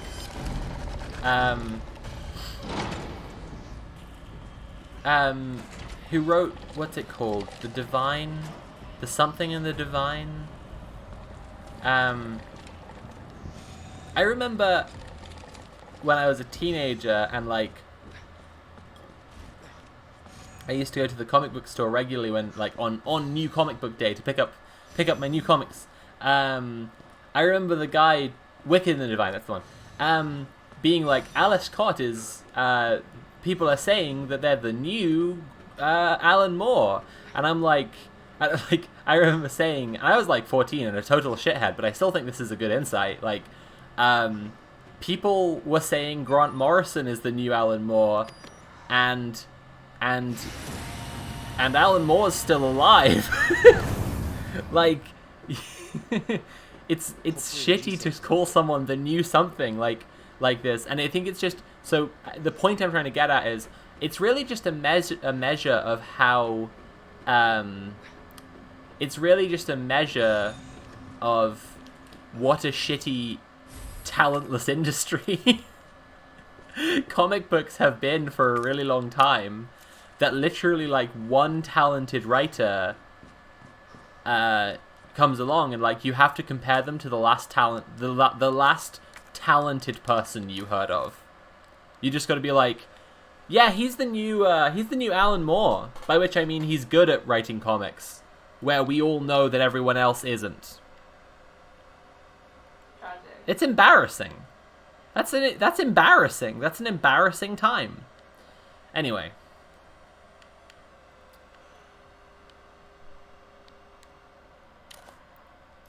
Good writing. Ha! Cool Alan Moore reference. Right, that's how it feels, honestly. It's pretty ridiculous. Yeah, so that's why I say Alan Moore, Grant Morrison. I abstain from the question. There you go. That's my answer. Like I don't think that we should do that. I don't think we should do the who's better, Alan Moore or Grant Morrison, because they're incredibly different writers and incredibly different artists, and yeah, it's not actually like, yeah. Yeah. There you go. That was easy. Cool, that was easy. Alright. Better go How's that save. Just popped in to say your presentation goals, and I stand without question. Wow, thank you so much. That's such a nice thing to say. It's very meaningful that so many people have really been noticing like my style and makeup and outfits. Like, it was something I, you know, have had some anxiety about, and obviously like transitioning as an adult, going through puberty in the public eye with a platform, it's hard. It's a hard thing, and it's very nice that so many people are really nice about it. What's this? More fucking gunpowder. There's just gunpowder everywhere in this universe. Like, it's just a staple of the world, is just that there's fucking gunpowder absolutely fucking everywhere all the time. Ridiculous. Okay, I'm gonna take out one more mixed up herb and combine. And now I'm gonna put away the gunpowder. I'm gonna put away the videotape. I'm gonna take out the gunpowder because I've just noticed that there are two of them, so I can combine them and make more bullets. Great.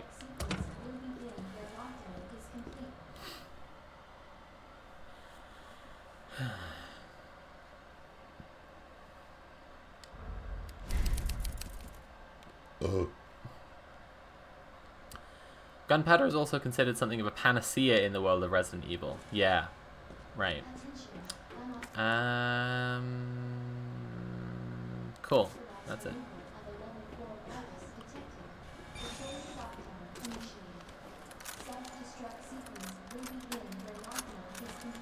Alright, let's see if we can get this fight first time this time. With Claire, I definitely took absolutely ages to get this one.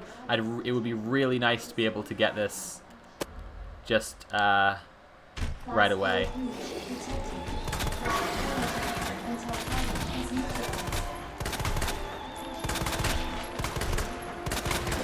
Oh, piss.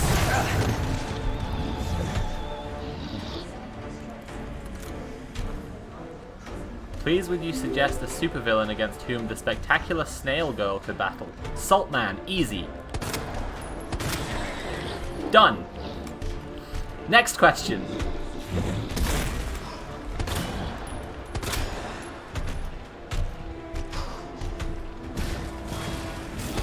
Got him. Fucking wrecked. Got you, you son of a bitch. I'm gonna toast your marshmallows. Which I guess is what I'm calling the eyes that pop out of your chest when you're damaged now. Gross. Saltman is a joke where he's like a dude who I guess like has like salt powers like Sandman, only specifically with salt, like he turns into salt. And then like the joke of him is that his character is he's also just like a really bitter, shitty guy. He's salty all the time, that's the joke. No! No, my boy! Okay. Okay. Oh shit, I didn't reload, I didn't reload, I didn't reload! Got him. Easy peasy. No! Yes. Oh my god, I'm already out of ammo again. Oh my god. Sucks to be me. Would hate to be me right now.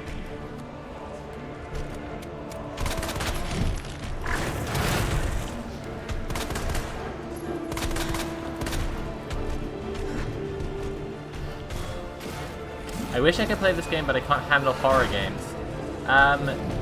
Try it. Just try it. I used to not be able to handle horror games, and I've gotten really into the Resident Evil series since then, and I love them now. They're my favorite thing. I'm all about these games.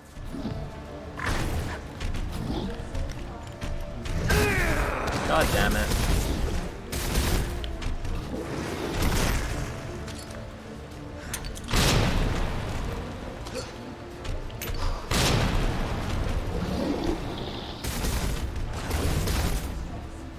Where's he going? What the hell was that move? Honestly, that move just now was like when, like, a kid is just doing, like, make-believe games and is trying to imitate what martial arts look like to a kid. Alright, let's heal while he's ripping that thing off.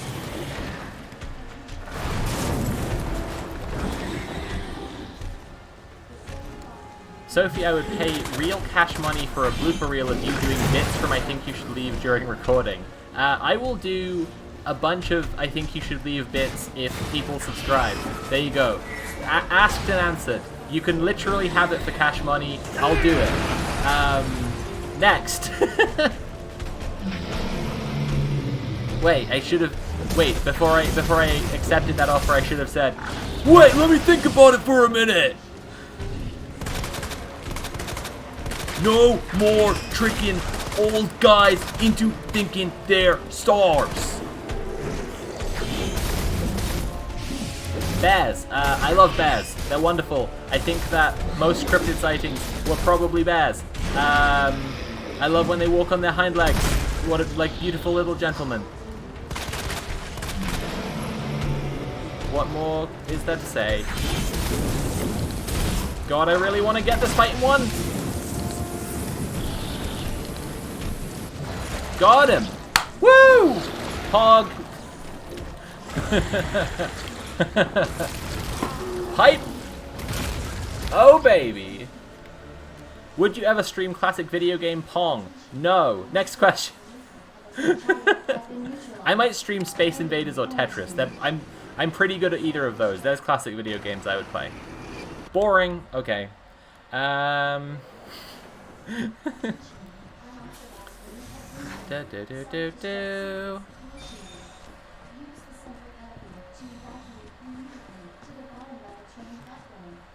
Okay, just gotta get to the last bit. Just gotta go kill Mr. X. Leon just goes Pog after killing G. I believe it. I'd buy it.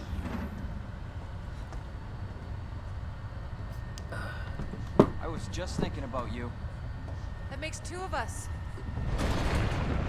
I was getting worried. She was thinking about her as well? No, we make a good team. I gotta ask you something. I'm gonna try and finish off Oh, I got it. this run before I go on my break, and then when we come back I'll start Resident Evil 3. Before we do that, Would you ever stream the PS1 classic Westlife Fanomania? No. Next question. No, that's a very funny idea. I just didn't know or listen to Westlife growing up, so it wouldn't be a thing for me. I wanted to trust you. Flirting on the collapsing bridge like two besties. Yeah, this is the height of top for top romance. I was just some pawn to you. If I were wearing that, I'd be thinking about me and exclusively me and how hot I look. That's fair. She's earned the right. I don't want to hurt you. If you could use a time machine to erase one person from ever having existed, would you do it, and if so, whom? I think that's a terrible use of a time I machine. don't think you can. I wouldn't use it for that. I wouldn't do that.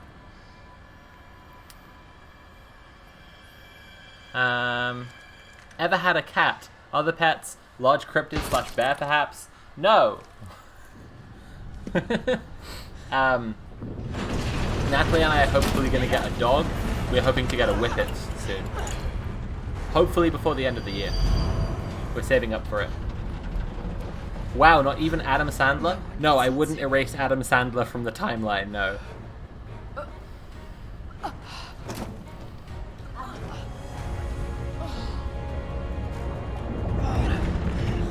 I think a time machine could be used for loads of really interesting stuff, and I don't think that, like, murdering someone as a baby is one of those things. I don't think that it's actually a thing that people should do.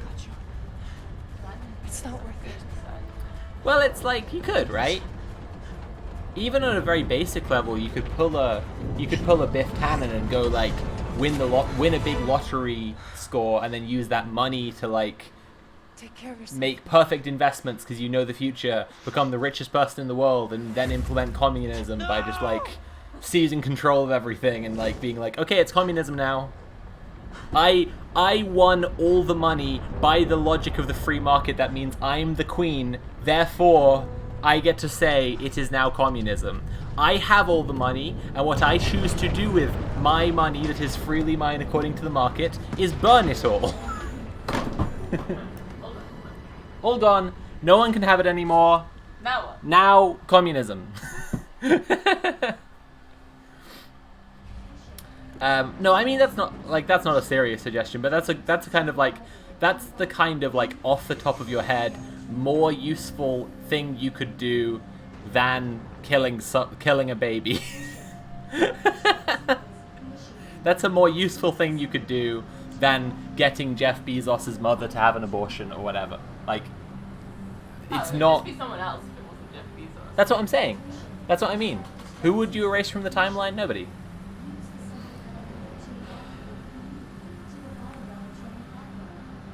What if every billionaire is just racing to implement communism? They all think they are, honestly. A bunch of them do think they are. Elon Musk definitely thinks he is racing to implement Like, you would call it communism. the perfect society. Like, absolutely. Some people don't have to struggle to meet their needs. These guys absolutely. That's what your socialism in space video is all about. Yeah, yeah. These guys absolutely have, like, the Socratic education, and they believe that they're striving towards the perfect society. But they're not. You're down here too. Just wasting our lives. Asked and answered. Next question. Listen to me. You need to get out. Fast. Yeah. So if Adam Sandler hadn't been born, someone else would have made Jack and Jill? Yes! We can make Literally, yes. That's the thing about hack garbage corporate art compared to art with, like, real integrity and meaning, right? Forget about me. If Charlie Just get outta Kaufman hadn't been born, someone else wouldn't have made I'm Thinking of Ending Things. But if Adam Sandler hadn't been born, yes, someone would have made Jack and Jill. Abso-fucking-lutely. Did I know that bears purr? I did know that. Nearly there. Nearly there. The Nazis would probably exist without Hitler, and Germany would still be Revanchist, divided, and growing increasingly radicalized. Well, yeah. The Nazis literally did exist without Hitler. He was a government spy sent to check out the Nazis, and then he joined them. I feel like Adam Sandler's like explosive shit that's just like fully cancer donuts or whatever.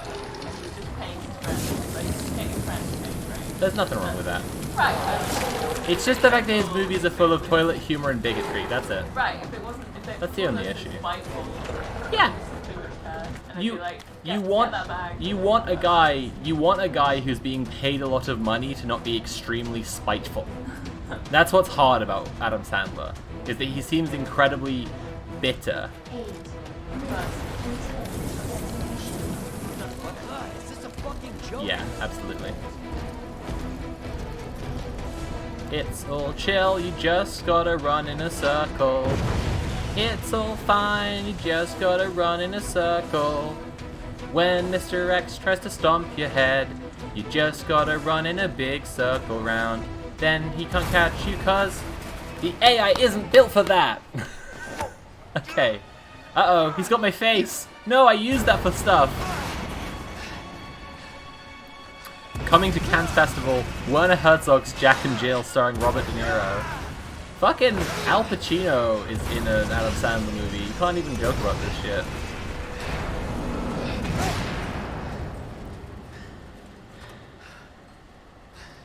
Sorry to repeat myself. Question. What's a secret you would never ever share, especially not on a Twitch stream? Nice. I peed on a girl once. Next question. Next question. Easy. Asked and answered. It's when I was a little kid.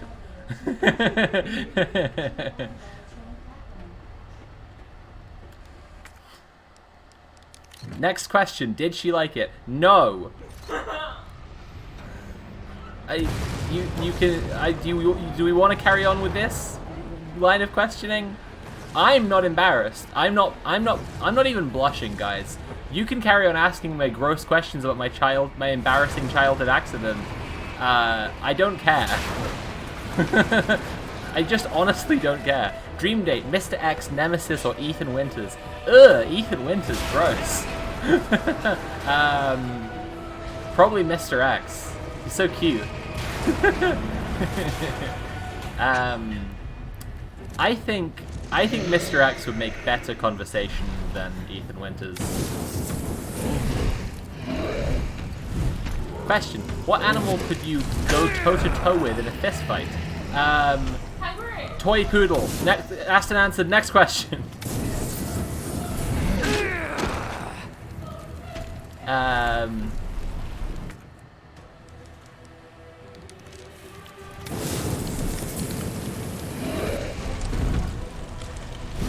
Stupid question. There are no stupid questions. We've been asking you about P already.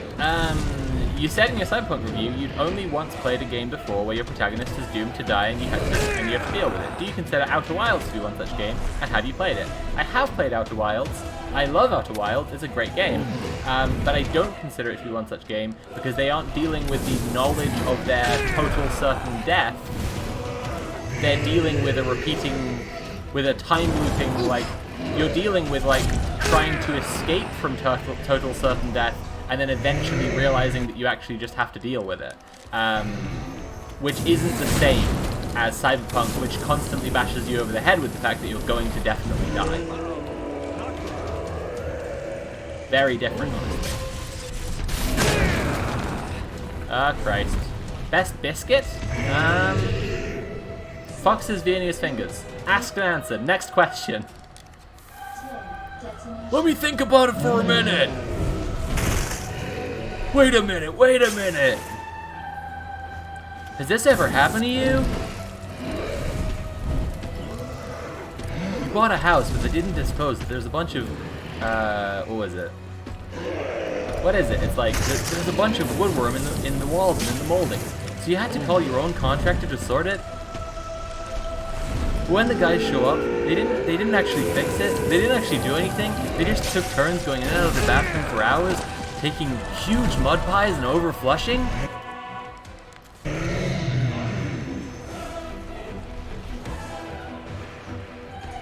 Man, come the fuck on. You can't even slow him down. Like literally, what? You're just meant to like wait out this fight. I hate this boss fight so much.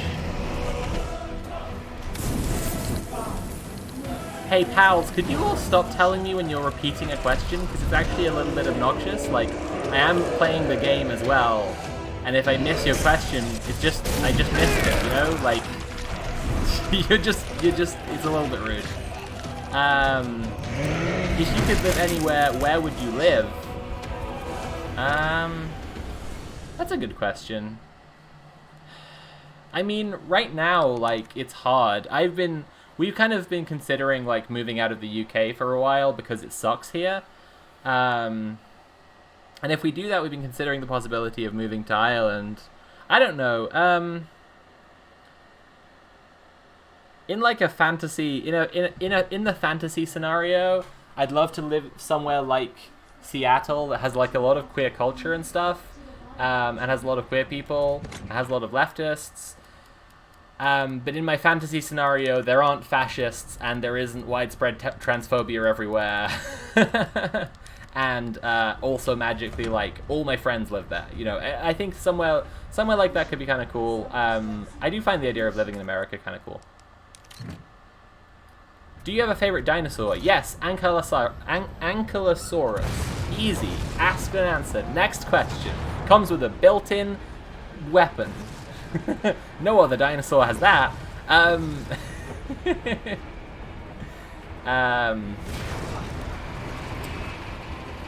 If you got to snuggle one fictional character, who would you snuggle? Snorlax. Asked and answered. Next question. What superpower would you least like to have?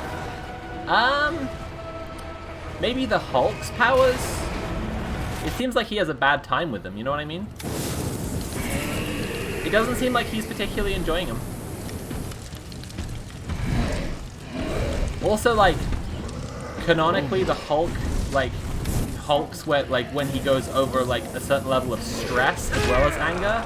And I am very easily stressed, and it's something I deal with a lot. So honestly, like, I would be an especially bad person to have the Hulk's powers.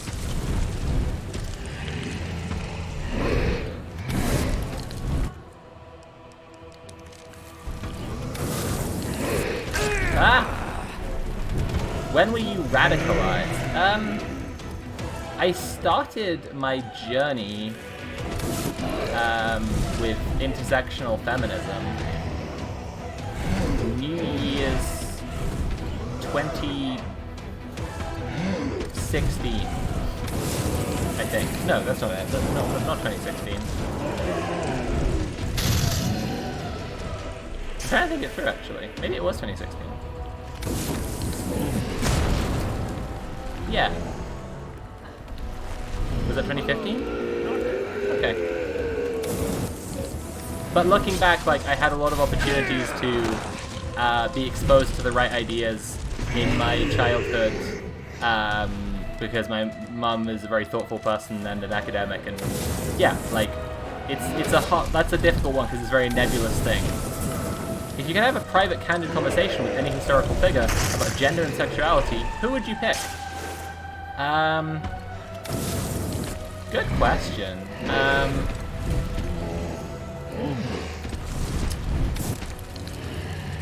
I don't know, I feel like I wouldn't necessarily be able to get anything from anybody, like, more than I do from just talking to trans people in general, because trans people are wonderful.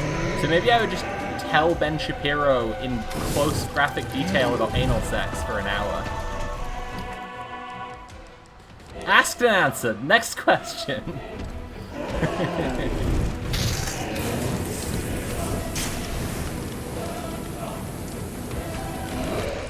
Ugh.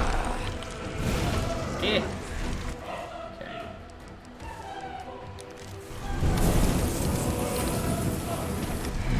Who drew your little demonic icon? It's cute. That was Finn, my friend Finn, who is a trans man, disability rights advocate and artist, and he drew that icon. He drew the initial doodle. The initial doodle is the one I have as my Twitch icon, and that one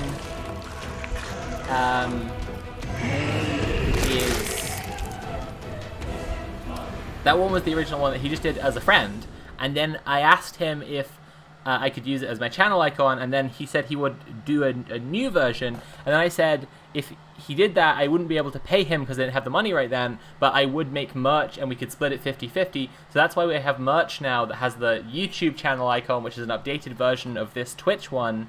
And that one's like, the YouTube one, yeah, Finn did that basically, and like when you get the merch, half of it goes to me and half of it goes to Finn.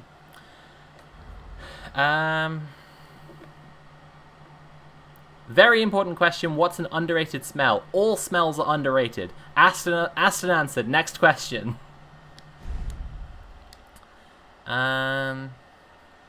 Which historical figure would be most fun to bring to the present day for a weekend? I feel like if it was just for a weekend, Diogenes, because his whole philosophy was about like chilling and enjoying stuff, and I think we could smoke a lot of weed and play video games, and he would love it. Asked and answered. Next question. It would be cool to get someone from this, like, yeah, just like, I imagine it'd be different. Right. Time. Exactly. And they just have to deal with it. Yeah. They just gotta fucking deal with it. Is there like any ammo or anything lying around here? No? I just literally have to go in with what I've got right now. Okay, let's try it.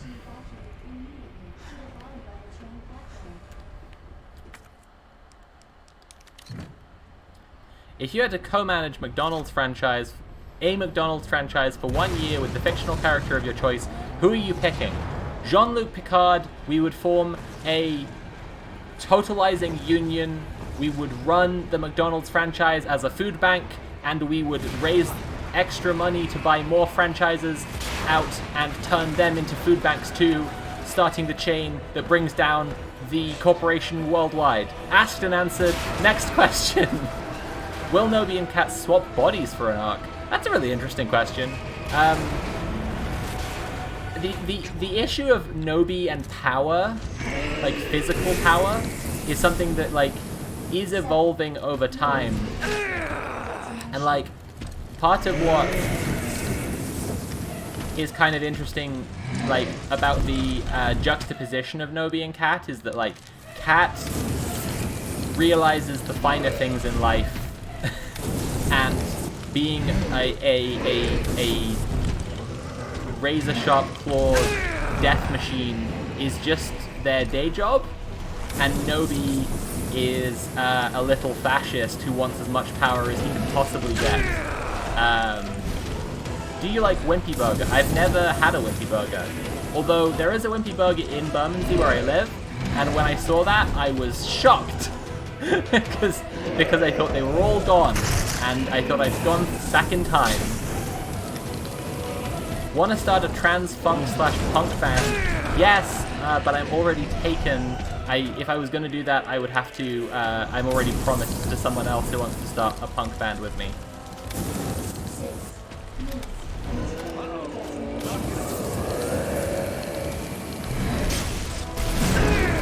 Oh, he just gets you through the rock. What a fucking bastard. Does the Blowhigh have a name? Yes, I just called him Blowhigh. Asked and answered. Next question. I hope you're all enjoying these questions. If you want to support the stream, you can subscribe or cheer or tip me directly. I am answering a lot of questions during this boss fight.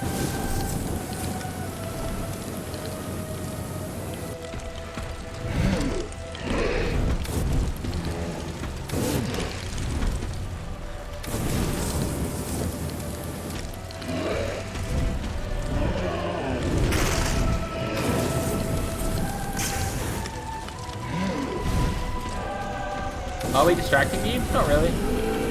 Is this fun to play? It's pretty fun, yeah. I don't know how to dodge that one. That one sucks.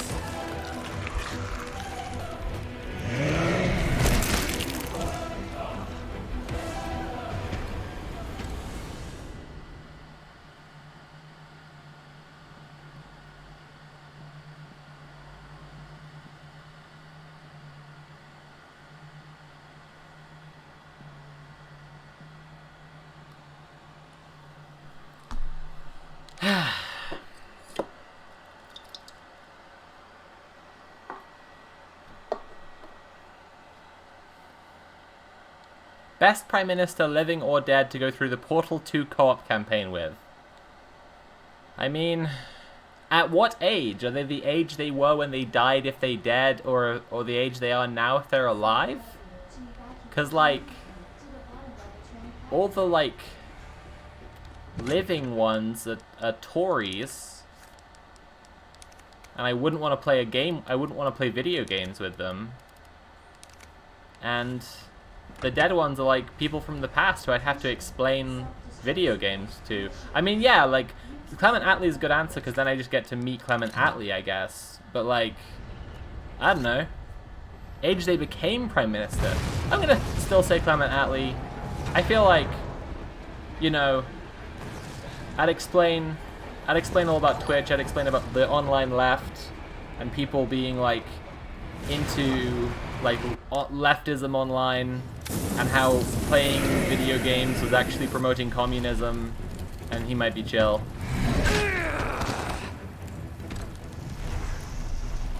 Christ, imagine having to try and play Portal with Tony fucking Blair. Oh god.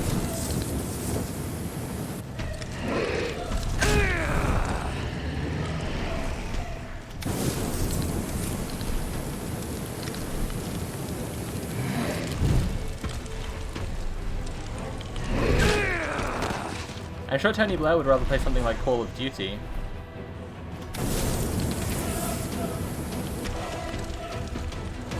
Get to do loads of war crimes in there, it's really up his alley.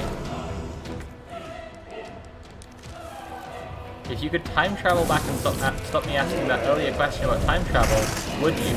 No, that would be a really pointless use of a time machine. Again, if I could time travel, I would want to think about really carefully what I could do with the time traveling. You know?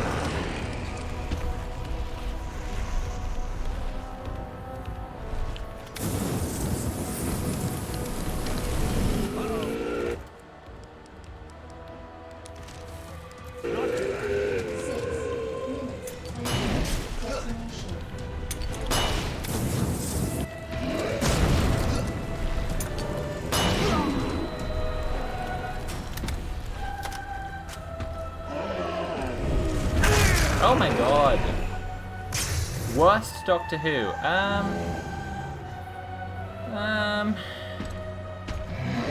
I mean, Peter Capaldi's series was the worst series. I don't know that he was so bad, but like, he was such a constant, like, ongoing fan service reference to older Doctor Who's that it was just really boring. Matt Smith was bad.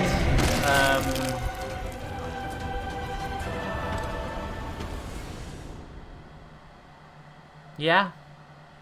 Those two mostly. Would you rather have a time machine or a rhyme machine? A time machine because I already am a rhyme machine. So I don't need one of those.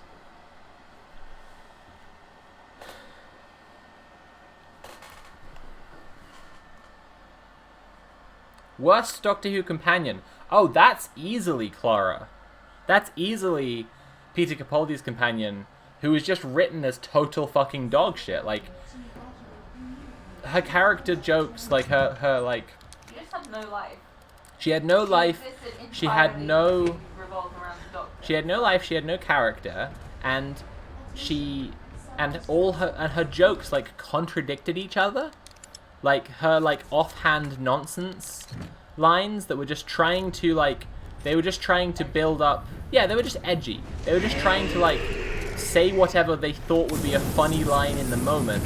And so like they had like one casual joke where she fixes something really easily. They have they have an ongoing joke about her not understanding technology, which is just frustrating and like honestly just boring, because like she's like a 20-something and she's supposed to not understand like what a Wi-Fi password is, and it's just like, shut up, just go away. This sucks. Do I like my steaks sloppy? Yeah, I love sloppy steaks.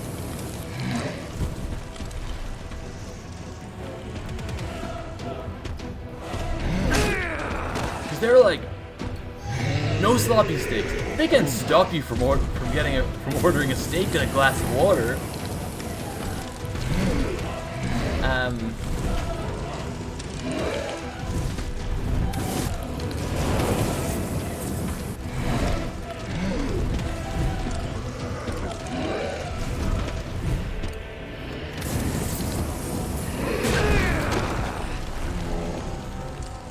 Would you rather go to the beach or a mountain? Probably a mountain. I went to a beach pretty recently. Also, beaches are way more crowded and cis people suck. So, I had a very fun day at the beach recently with a bunch of trans friends, but like, if it's just me, a mountain, probably.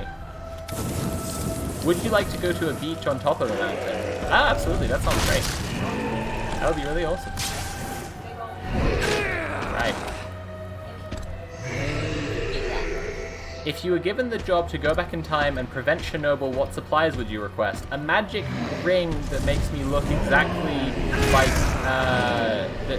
that gives me a perfect magical, like a D&D ring that could disguise me to look like Gorbachev, and then I'd be able to just get anyone to do anything I wanted all the time, and, well, yeah, because I'd be the premier, you know? I'd, like, a magic hat of disguise that made me Gorbachev, and then, and obviously, like, some kind of, you know, magic ring that makes me able to speak Russian perfectly and sound like Gorbachev, and then I would just, like, tell people what to do, and I would just reform the USSR to do that. So, it is just a timing fight. I've just got to keep them distracted for long enough. It's such a boring fight.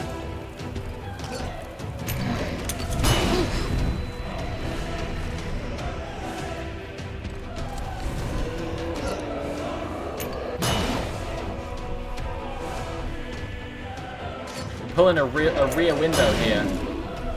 Just hit him with all these flashbangs as he advances across the room at me. 420.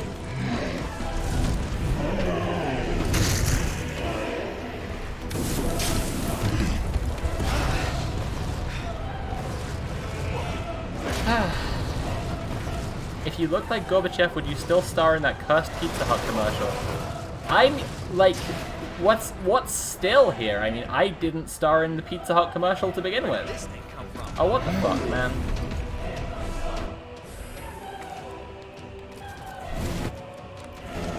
Here we go, and got him. Hey! Gamer Queen! I did it!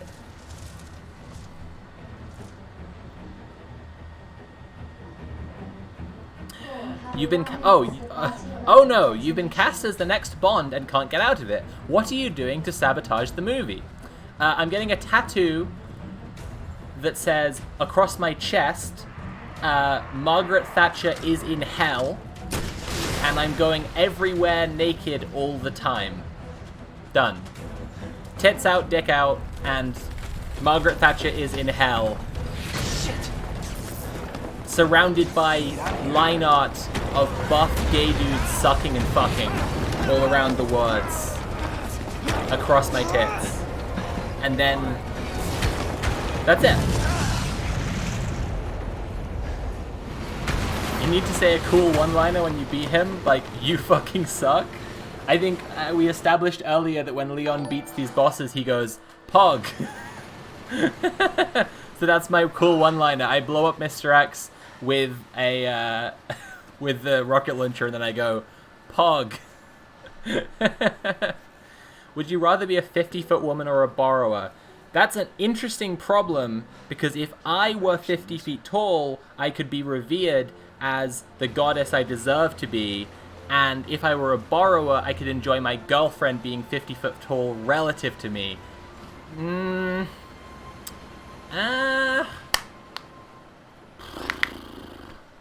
That's a tough one. That's a tough one. That's truly tough. Leon? Hey. We made it. Probably 50 foot tall. Just like I said we would. Eat bullets, you fuckers! You fucking suck! That's my rate.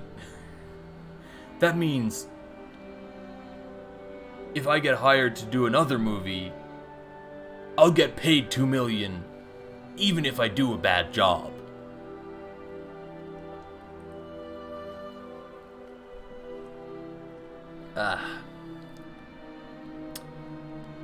I get $2 million, even if I do a bad job. Okay, we did it. We finished Leon Kennedy's run. Thank you for all the questions. It really helped. Last question. Boris Johnson's office has outgrown 10 Downing Street, that sounds like him, and they've asked you to design the new headquarters for the UK government. Where do you build it, and what are you including? Very simple answer. In Joel Schumacher's Magnum Opus, Batman and Robin, starring George Clooney. Two-Face pulls a bank vault out of the bank using a helicopter with a grabber claw attached. Batman inside with the security guard, and they start pumping in this fluid, and the security guard goes, "It's boiling acid!" My proposed design for the new office is that bank vault full of boiling acid. Okay, please nobody report the stream. I'll be back in 15 minutes.